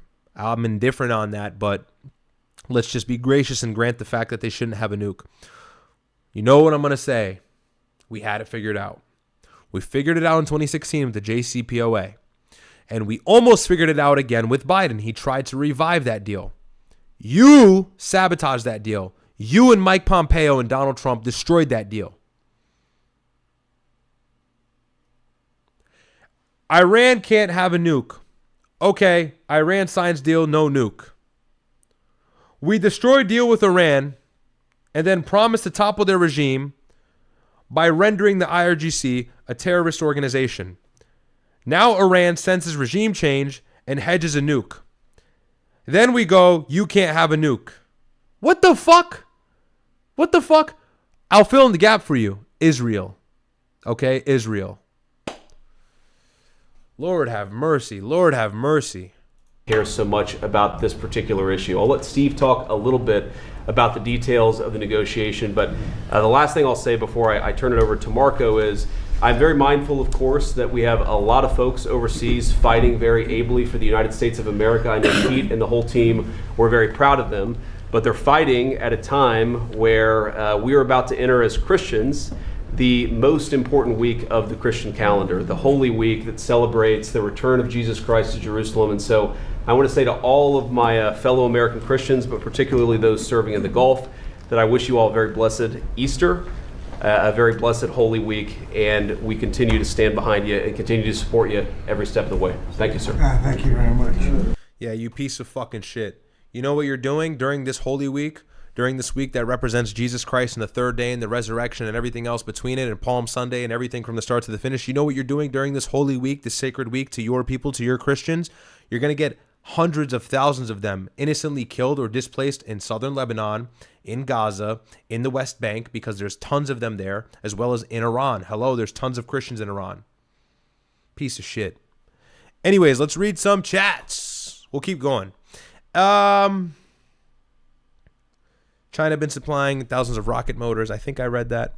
Thank you, Nino. Nino also says my opinion. I think, oh, I read that. Sorry. 3 Diglets. Hey, brother, how are you? How many Israel soldier boots are on the ground? Currently, none, but that will increase. Or that will start to manifest. Elise Ovs, breaking Houthis officially enter the war. Okay, I'll check that in a moment. Michael says they are saying a dirty bomb on suicide vest. A dirty bomb? I think you mean nuclear bomb. Christian Rivera says, with everything going on in the Middle East, what are your thoughts on the U.S. stock market and where it's going? Thank you for your hard work. God bless you, man. Thank you. Well, the stock market will continue to go to shit until the war ends, man. You can't have war in the Middle East in a stable market. It just doesn't. It's not going to work. Okay. Let's see about this Houthi thing. Is this real? I'm not seeing this, guys. Where are you seeing this? Ah, okay. You are right. 30 minutes ago, breaking. The missile was launched from Yemen. Ansarullah has officially joined the conflict. Okay. All right. Yeah, so looks like a strike hit Israel that came from Yemen, likely from the Houthis. So, yeah. Interesting timing that it's today on Saturday. Literally just the crack of Saturday. If you're on the East Coast, it's 12:26. So, key development there. We'll see what happens. And by the way, kid you not, my brother said you know what? I'll pull this shit up.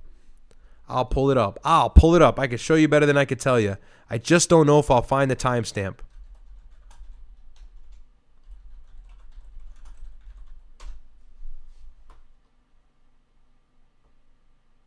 Let's start with war in Iran. You know, so my brother said 2 weeks ago.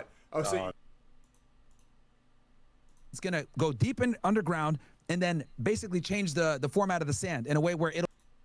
He's saying that, okay, America doesn't care about... Political leadership. We were just talking... See if I can find it for you. Because they've already invested so much. It'll be powerful if I can find this. They can't leave now. They're going to look weak. They're going to deploy troops, but they need a... Anybody who takes it seriously is a... Carlson actually in the GCC city where 9/11 happened. He doesn't care about America, sir. Let's see. What happened? This guy. The kingmaker in this situation. You could take it first. So, all right, it's fine. Anyways, my brother said that in 2 weeks, this was 13 days ago. He said in 2 weeks, the Houthis would enter the war. I mean, bro. I'll get the clip and I'll post it, but he said that when we had Sneeko on. You know, he said, once other countries get involved, like the GCC and others potentially that'll come, he said the Houthis and Hezbollah will mobilize to their full capacity and start striking Israel. And that was pretty obvious, but the timing is uncanny. Impeccable timing. So we'll see if they stay in the war or it was just a little bit of a boastful, braggalicious kind of missile, you know. We'll see, but really interesting there. Okay, let's get back to the cabinet meeting. Like the video if you haven't already. We've been on for 3 hours. We're doing the show, baby. We're doing the show. Marco? The most important job any president has is to keep the American people safe. And every president says it, but we have a president that means it and does something about it. Really? Because actually the country's in the most danger it's ever been, technically. Iranian sleeper cells, false flag attacks to justify this war. As the president outlined very clearly to the world on the night this operation began, Iran has been at war with the United States for 47 years. For 47 years, Iran... A Cold War. Yeah, we're also at Cold War with like other countries as well. We're not striking the shit out of them, and we have been before. Has been killing Americans and attacking... And it's a Cold War for Israel, and we try to make up reasons as to why we need to attack Iran for our own interest, but they never hold up against actual weight or facts. Same thing with Pete Hegseth saying that the IRGC were responsible and these Iranian proxy groups were responsible for landmines in the Iraq War in 2003, 2004. It's like, no, bro, those were extreme Sunni militants and remnants of actually Mohammed Jolani, who is now the leader of Syria, as well as Osama bin Laden. Attacking Americans across this planet. And other presidents had an opportunity to do something about it. And they all warned about how Iran was dangerous, but they refused to act. And this president's not someone that's going to refuse to act. He's not going to leave a danger like this in place. He's going to address it, and that is what he is doing. From the very first night of this operation, the president made it very clear. People like this, and now what I'm talking about is not the people of Iran. The people that run this country are radical Shia clerics. These are religious fanatics. Look what they are doing now at their weakest point. This is the weakest Iran has ever been, and look at what they're doing. They're attacking embassies. They're attacking hotels. Imagine what these people would do if they had a nuclear weapon. That is an unacceptable risk for the world. By the way, the president's not just doing a favor to the United States and to our people. This is for the world. He defined very clearly on the first night of this operation what the goal was. We were going to destroy Iran's navy, and that is happening.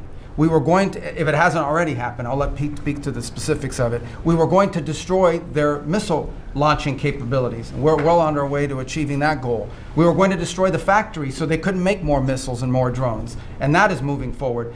Every single objective the president clearly laid out on the first night. No, it's not. Of this operation is being effectuated. Again, Pete will speak to the specifics of it.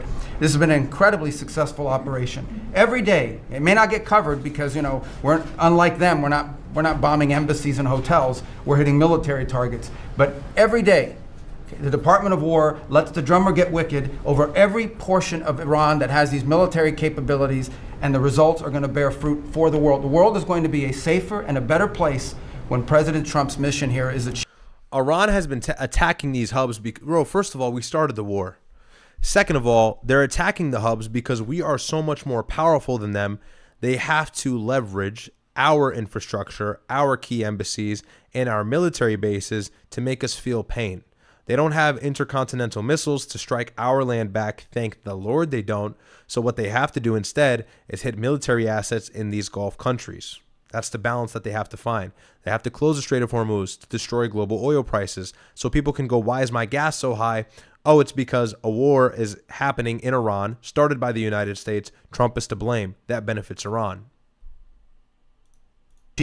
And frankly, I think... And I know this is like debunking 101, but I've just got to say it. I can't let these lies slip past me. It's ridiculous. Countries around the world, even those that are out there complaining about this a little bit, should actually be grateful that the United States has a president that's willing to confront a threat like this and not allow it to continue to persist. Because no, this is the biggest mistake in foreign policy in the last, actually probably ever. Probably ever. There's a reason why, despite, proof to this is the fact that Obama's foreign policy was horrendous, and even he didn't want to do this. Joe Biden wasn't the best. Even he didn't want to do this. Trump went right ahead, and the Epstein files were the perfect excuse to distract people. So... these people will kill as many Americans as they have a chance to do, and if they have a nuclear weapon, as the vice president pointed out, they could kill millions of Americans in the future, and that is a risk that was not going to continue to exist as long as we had this president. Thank you, Marco. It's very interesting because yes. Okay, bro, 2 weeks ago you just said we fought them because Israel was going to strike first. Shut up. Yesterday I was watching, is it Anthony Blinken, and he was saying that they should have done it, but they didn't do it. Nobody did it. Nobody did it for 47 years, Marco. That's the number, 47. I guess now it's 48 because we've been saying 47 for a long time. It's probably 48. But for 47, 48 years, every president should have done this. And some are saying now that they made a big mistake in not doing it, but we're taking care of business. Steve Witkoff, please. Distinct honor to the American cabinet. Most powerful political hub in the world, that being the White House, they cannot figure their audio situation out. Every single time I watch these videos from the White House streams, bro, the audio is so cooked. To report to you and your team on our negotiations with Iran. Mr. President, you directed Jared and I to pursue a diplomatic resolution with Iran prior that you pursued in bad faith. Why? Because you brought maximalist demands to a table in which they could never be met under the premise that Iran never exists. Why do I say that? You asked them to destroy their proxy network. You asked them to destroy their missiles program. You asked them to only launch their missiles as far as the eye can see, as well as the fact that you asked them to destroy all uranium and halt enrichment for the foreseeable future. Why would they do that? And Donald Trump, under the same administration in 2018, May 7th, 2018, he tells the press the JCPOA, which is the former Iranian nuclear deal, is done. So bear in mind, the IRGC has already been backstabbed by this administration once. You come to the table the second time after backstabbing them, after killing their leader, Qasem Soleimani and Hassan Nasrallah, the key leaders in the axis of resistance, one for Hezbollah and then one for the entire axis, really. You kill those guys after making them terrorists, designating them terrorists. Now you come to the table and try to make maximalist demands. Why would they trust you? You're lucky they even came to the table. You're lucky they even were willing to negotiate. You're lucky they even had the idea of diplomacy in their mind. They were within every right to not talk to you. I'm just being critical. I'm being objective. Epic fury, which we did. However, it became quite clear during these meetings. Let's go. My tweet got 1,000 likes. If you didn't see earlier, I started the stream. I went over how Adam from PBD said some bullshit. I absolutely fried him. He was saying how I can favor both countries at once. Israel is like my mom and my grandma is like Israel. And so I said, does your grandma control and blackmail mom? Does your grandma force mom into the worst possible situations? Does your grandma use and abuse mom for her own gain? Probably not. Try again, though. So I ratioed the clip, but obviously I don't think the clipper is behind this. But follow me on X, man. If some of you guys are new, I'll just do a quick plug real quick, you know, while we got you guys in here. Follow me on X for all of my tweets and whatever, political takes, whatever you think they'd be. And then Ryad Pilled on Instagram. This is my clips page. Shout out to Halimi. He runs this. My guy in the UK, the man dem in the UK, isn't it? Man dem in the UK running the clips page. He's doing a great job. So check this out. And then I be cooking, man. Here's a clip. I be cooking. You really should not be indulging in some sort of relationship. You know, it's one thing if you're a guy running around talking to different women, which also is a time wasting for a bruising, to be honest with you, because you're going to end up catching feelings for some girl. But that's one thing. But to be in a full-fledged relationship as a young man, what's the rush? You know, you'll eventually be 28, 29. You're not going to drop off in looks like a girl does. And girls kind of physically peak a lot earlier than men. Men can maintain their looks. They can maintain their assets. Tough thing is your hair. You might have to get a hair transplant. But in regards to the age gap between a man, I think the ideal age gap, and maybe this is because I'm Arab and I'm Islamic, but the girl has not had too much experience, at least, hopefully, if she's been good to herself and she hasn't gone to college or university and lived on campus, because God knows what happened in those 4 years while she was dorming. And the guy at that point is financially developed, he's mentally developed. You know, it takes a long time for men to really establish themselves. And I know I'm saying this as a 24-year-old, and so people would say take your own advice, but I am. That's why I'm single. And having a girlfriend at this age is always going to be a net negative. I know this from personal experience because I see my friends all the time deal with their girlfriends, and they always end up crashing and burning. It's high stress. Girls definitely expect a lot more than a young man can provide. As a young man, wow, that guy is so right. Wow, really smart guy. All right, quick red pill spin. Sorry, we'll get back to the program. The Iranian negotiating team, that we could not make a deal that fulfilled your objectives of the following: no enrichment whatsoever, no chance of weaponizing whatsoever, decommissioning of Fordo, Natanz, and Esfahan, which you destroyed in Operation Midnight Hammer. No stockpiling of any material, which they flagrantly violated. Turning all enriched material over to us, and a cutback in Iran's missile inventory and range capability of those same missiles. Why would they do that? Why would they do that? Throughout our meetings with the Iranians, we heard the following from them. The Iranians have the BFD, thank you for the super chat. He says W Ryad. WU, man. Inalienable right to enrich. Then we heard they possessed enough 60% enriched material, 460 kilograms, to make 11 atomic bombs. Finally, we heard the following statement. However, you wouldn't know it if you listened to the dishonest hate Trump media, as you referenced. The folks here in the room, these cameras, they have a choice. You're either informing the American people of the truth or you're not. Well, you're not, dumbass. You want to know what's so funny? I can just bet you JD Vance was wincing when he had to speak here. Let's go back. Like, I just know he was like, if you don't JD Vance doesn't want much to do with this war because he's going to have to run in 2028. At least that's his goal. And this is a sinking, burning ship. This administration is fucked. You got the Epstein files. You got war in Iran. And you got the highly unfavorable or disliked ICE deportation. Couple that in with the fact that we're not winning this war, and you got the perfect recipe for the vice president to get no favorable votes in 2028. So it's like, I'm soundboard maxing, but it's like, bro, he really has a poor chance, especially with the Democrats and their momentum, taking the district in Florida where Mar-a-Lago is, and now they're probably going to take the House and much of the Senate in the midterms. It's over, bro. It's over. So, and you want to know why it's over? Let me see if I can pull this up for you guys. No one spoke about this. Literally no one spoke about this. And I'm not a Democrat. I'm always right-wing, pretty far right-wing, to be honest. And during the State of the Union speech, there was a Democratic response at the end by a congresswoman.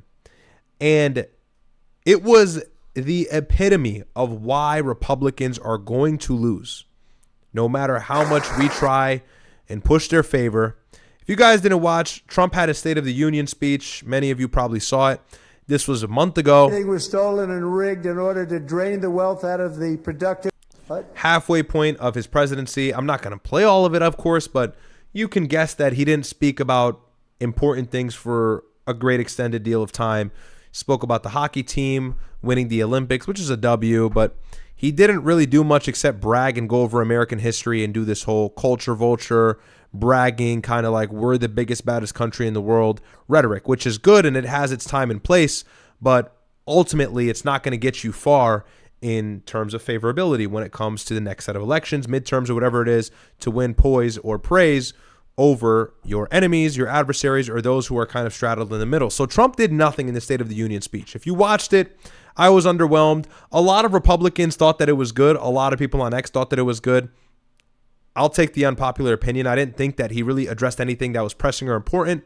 The economy is doing slightly well, at least at the time it was, but the job market is still skewed and really, really, honestly, college students are getting screwed. So let's see the Democratic response, because there's always a Democratic response after this speech. And I thought that if you can't, by the way, this is 12 minutes. The State of the Union speech was over an hour. You know, the State of the Union speech was actually an hour and 46 minutes. And you can imagine Donald Trump went on and boasted and bragged, and he said some things here and there, but he really stretched it across a wide speech. He didn't say anything remarkable, okay? No surprise there. Trump is not the best orator. But, you know, if he were to say something important, I'd give him credit for it. To no surprise, he didn't. Abigail Spanberger, by the way, that name is...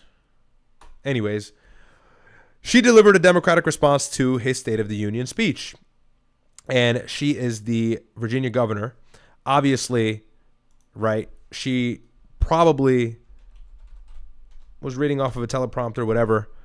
But here, I'm just trying to find one that's not going to get me copywritten. So give me 1 second, guys. All right, this one should be good. And you can just listen to what she says and understand why I'm telling you the GOP is like a sinking ship. This is before the war, by the way. And this- just be objective. Be objective. Don't be an idiot. Don't be a brain dead right winger. Don't be a MAGA supporter. Just be objective for one moment. This year, as we celebrate 250 years since America declared our independence from tyranny, I can think of no better place to speak to you as we reflect on the current state of our union. Tonight, as we watched our nation's lawmakers gather for a joint session of Congress, we did not hear the truth from our president. So let's speak plainly and honestly. And let me ask you, the American people watching at home, 3 questions. Is the president working to make life more affordable for you and your family? Is the president working to keep Americans safe both at home and abroad? Is the president working for you? As I campaigned for governor last year, I traveled to every corner of Virginia, and I heard the same pressing concern everywhere. Costs are too high in housing, healthcare, energy, and childcare. And I know these same conversations are being had all across this country. Because since this president took office last year, his reckless trade policies have forced American families to pay more than $1,700 each in tariff costs. Small businesses have suffered, farmers have suffered, some losing entire markets. Everyday Americans are paying the price. And even though the Supreme Court struck these tariffs down 4 days ago, the damage to us, the American people, has already been done. Meanwhile, the president is planning for new tariffs, another massive tax hike on you and your family. And Republicans in Congress, they remain unwilling to assert their constitutional authority to stop him. They're making your life harder. They're making your life more expensive. They're even making it more difficult to see a doctor. Rural health clinics in Virginia and across the country are already closing their doors thanks to the so-called One Big Beautiful Bill, championed by the president and Republicans in Congress. And tonight, the president celebrated this law, the one threatening rural hospitals, stripping healthcare from millions of Americans and driving up costs in energy and housing, all while cutting food programs for hungry kids. But here in Virginia, I am working with our state legislature to lower... Now, look, she's a Democrat, fuck her, but pay attention. She is appealing to concern. I don't, and I get it. I know this is unpopular, but I'm just never going to hold back on what I think, and I always end up being right later anyways. Trump did very little of this. In that speech, it was boasting and bragging, and that's fine because he has the time and he's the president, and that's needed. That is needed. That type of rhetoric is needed. That appeal to cultural identification, that appeal to the United States and our opposing faction against the world, whatever it is that he was talking about, because he mentioned Iran briefly. But like, he wasn't talking about what is pressing, you know? And this is, by the way, at the tail end of ICE kind of wrapping up and quietly hushing their operations across major cities in the United States. And so it was just like perfect timing for these Democrats to try and respond to actual important concerns that the country has, many of which have to do with jobs, economy, and other things that she's going to mention. So I'm not telling you to listen to her substance and believe her and believe that Democrats are the way. That's not what I'm saying. What I'm saying is pay attention to her style of responding to problems and then historically understand how Trump responds to these same things. And this is the problem with the GOP. And it's one thing if Trump boasts and brags, but his actions do another. But it's like his actions are poor and his word choice during that speech was also poor because it spoke about nothing of substance. And if it did, it was not long-winded. It was in short doses. Costs and make the Commonwealth more affordable. And it's not just me. Democrats across the country are laser focused on affordability in our nation's capital and in state capitals and communities across America. In the most innovative and exceptional nation in the history of the world, Americans deserve to know that their leaders are focused on addressing the problems that keep them up at night. Problems that dictate where you live, whether you can afford to start. And bear in mind, I'm going to have to say this. People are going to think this is some sort of sponsorship. I'm endorsing her. You're out of your mind. I'm bringing this up solely to drive home the point that she is effective and calculated in her response to American concerns, something the GOP has been horrible at. No foreign wars, no more wars. Then we go to war in Iran. Do you get it? And so I'm sure this lady is evil. I'm sure her policies suck. But how many Americans are educated to actually make that discernment like I am? How many Americans are educated like you guys to watch this and know it's a load of horseshit? Not many. Actually, not many. And so a lot will watch this and, you know, they may have one sort of political ideology or be centered one way, but their ears will hear what they want to hear. And politics is all about telling people what they want to hear. And she's telling people what they largely want to hear in the United States. A business or whether you have to skip a prescription in order to buy groceries. So I'll ask again, is the president working to make life more affordable for you and your family? We all know the answer is no. And she spins this same, so I'll ask again, so I'll ask again, so I'll ask again. Is the president this? Is the president that? And it's like she is hitting the nail on the head. She's going straight for what the people want to hear. This is like politics 101. Like Trump struggles to do that. And I don't think he did it in the State of the Union address. And people are going to get so mad. I know this is unpopular, but like, bro, I'm sorry. And they're going to think I'm endorsing Democrats. I'm objective. I care about the country. I care about the right. The right is going to fall because we don't learn from our mistakes. We don't pay attention to what the Democrats do better than us. And this is what they've done better than us ever since 2024 started. I grew up in a house of service. My Trump won, but he quickly started losing popularity because he cannot do this. mother was a nurse, and my father was a career law enforcement officer. I began my career by following in my father's footsteps as a federal agent, working money laundering and narcotics cases. I work side by side with local and state police to keep our community safe and to uphold and enforce the law. Law enforcement officers across the country know that it is a unique responsibility to do the serious work of investigating crimes, comforting victims, and making arrests. It's about building trust, and that requires an abiding sense of duty and commitment to community. And yet, our president has sent poorly trained federal agents into our cities, where they have arrested and detained American citizens and people who aspire to be Americans. And they have done it Womp womp, they came here illegally. They gotta go, buddy. without a warrant. They have ripped nursing mothers away from their babies. They have sent children, a little boy in a blue bunny hat, children to far-off detention centers. And they have killed American citizens in our streets.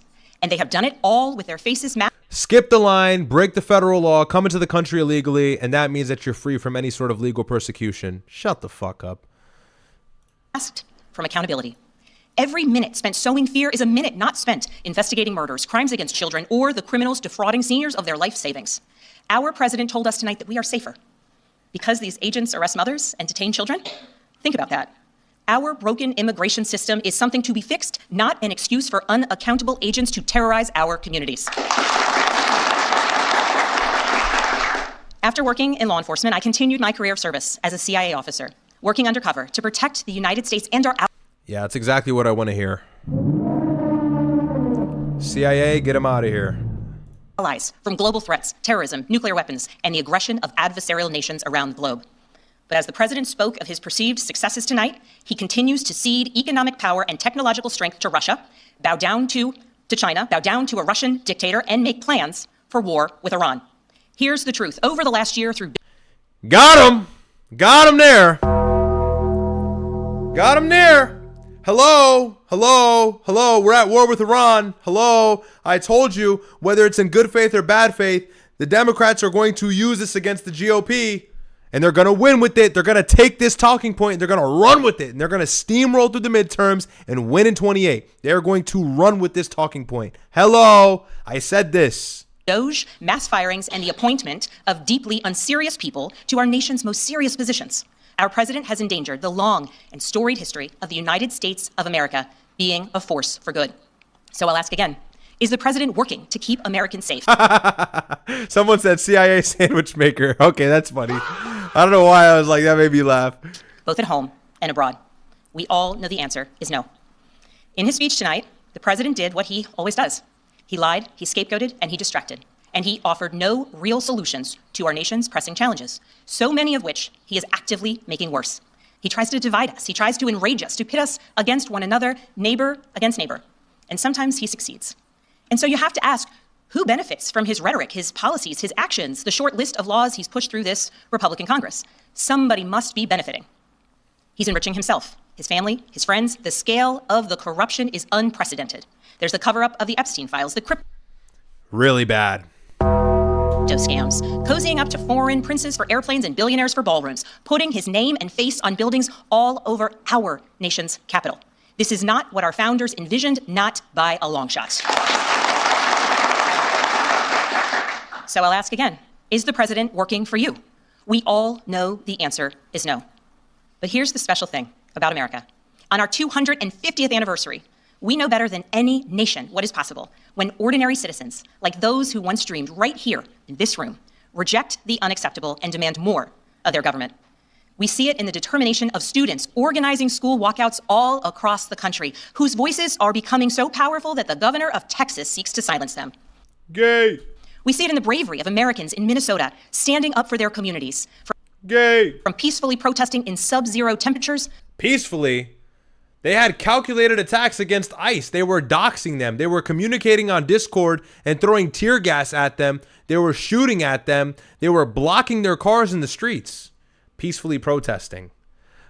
All right, buddy. To carpooling children to school so that their immigrant parents are not ripped away from them. So their criminal parents weren't ripped away from them? It's not our fault that the kids don't get the parents. It's the parents' fault for putting the kids in a position where they may be persecuted legally because they broke the law initially. Shut the fuck up. The parking lot. As a mother of 3 school-age daughters, I am inspired by their bravery. Oh, yeah? But I am sickened that it is necessary. And Sorry, I'm supposed to be playing this to, like, actually tell you the Democrats are effective, and then I'm, like, fighting. I'm just, anyways. Americans across the country are taking action. They are going to the ballot box to reject this chaos. With their votes, they are writing a new story, a more hopeful story. In November, I won my election by 15 points. And we won 13 new seats in our state legislature. Those are such like AI claps. Like, why is every single why is every single wave of clapping exactly the same amount of time? It's like so just what the fuck is this? This is like a matrix simulation. And she's obviously, of course, she's reading off of something. Because voters decided they wanted something different. Our campaign earned votes from Democrats, Republicans, independents, and everyone in between. Because they knew as citizens they could demand more, that they could vote for what they believe matters, and that they didn't need to be constrained by a party or political affiliation.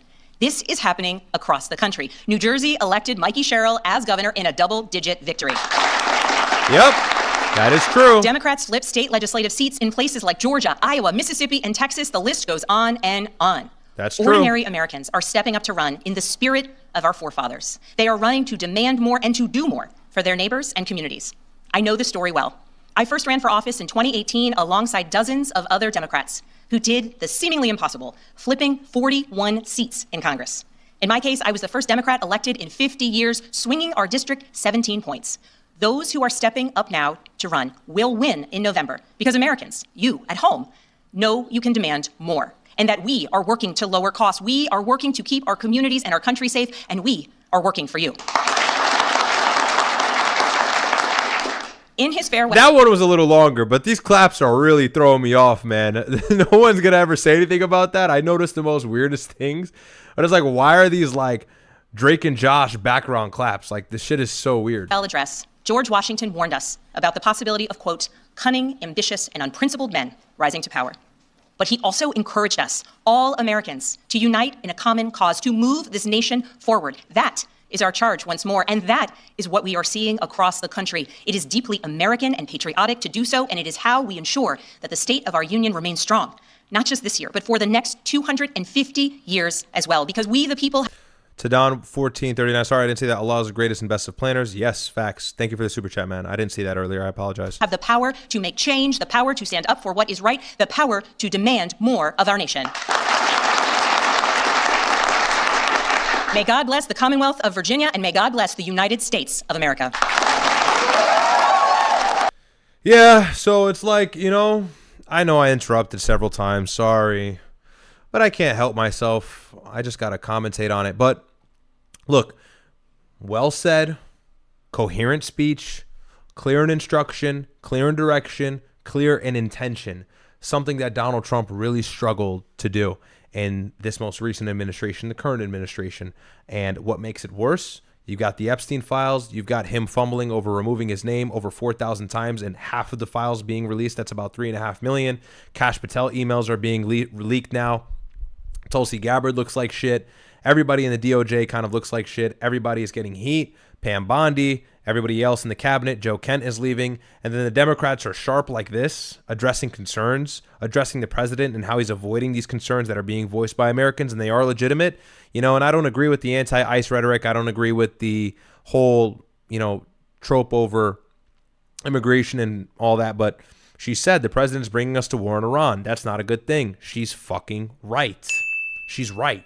So I don't bring this on to give her praise. I don't bring this on to endorse her. I bring this on to elucidate a larger point for hopefully what I will find to be my agreeing audience.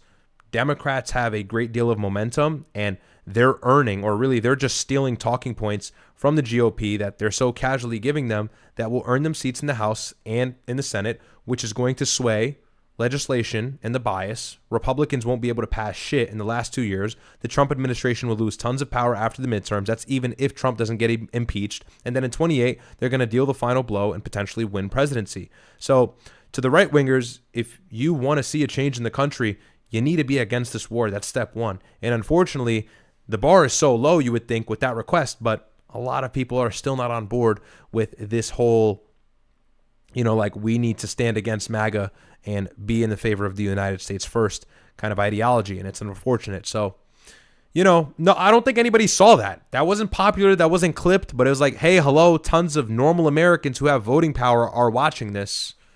This dishwasher is saying the right things. This sandwich maker is going crazy, This washing machine is saying the right things. Hello. So, anyways, what are your thoughts on the Sean Ryan show with Joe Kent? Thank you so much, JT. I just played a clip. You may have missed it. Just scrub back. I played a clip. I watched a little bit of it.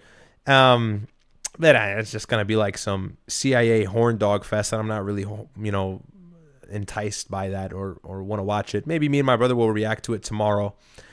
But they were talking about Syria and stuff, and I thought Joe Kent kind of contradicted his position by being against the new regime in Syria, but then that regime is like going to eradicate the attacks that had killed his wife. So I don't really. Anyways, yeah. So MAGA, yeah, it's MAGA now, not MAGA. But okay, guys, not really much else to cover. Again, slower news day, but hopefully I was able to contextualize these turning points in the last 3 or 4 days. The 48-hour thing I went over the last stream, and today we kind of went over Marco Rubio's statement in this cabinet meeting, JD Vance, everything else, and all the intricacies in between.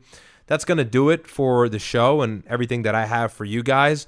But in regards to tomorrow's stream, stay tuned. Myron couldn't make it today, with the flight and everything else in between. It was tough for him. So hold on 1 second, guys.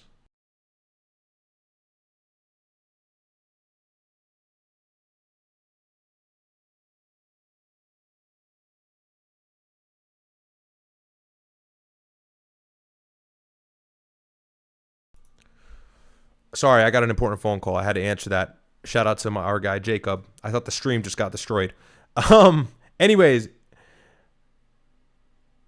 Yeah, that's it. So we'll be back tomorrow with Myron. He's tired, man. He just got into Miami.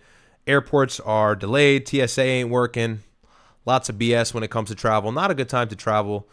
At least up until the point where Democrats and Republicans can come to an agreement. We can get funding for DHS. Until then, maybe stay home. But hopefully you guys enjoyed it. Timestamps will be out, so if you want to revisit and see what I was saying, or come back to any talking points, feel free to do so. I'll drop a video tomorrow. I know I've been lazy on the videos this week. I'm still in the Matrix, okay? I'm still in the Matrix. Still got a job. Still a wagey. Still a brokey. All the videos come from me. I edit them, okay? Leave me alone.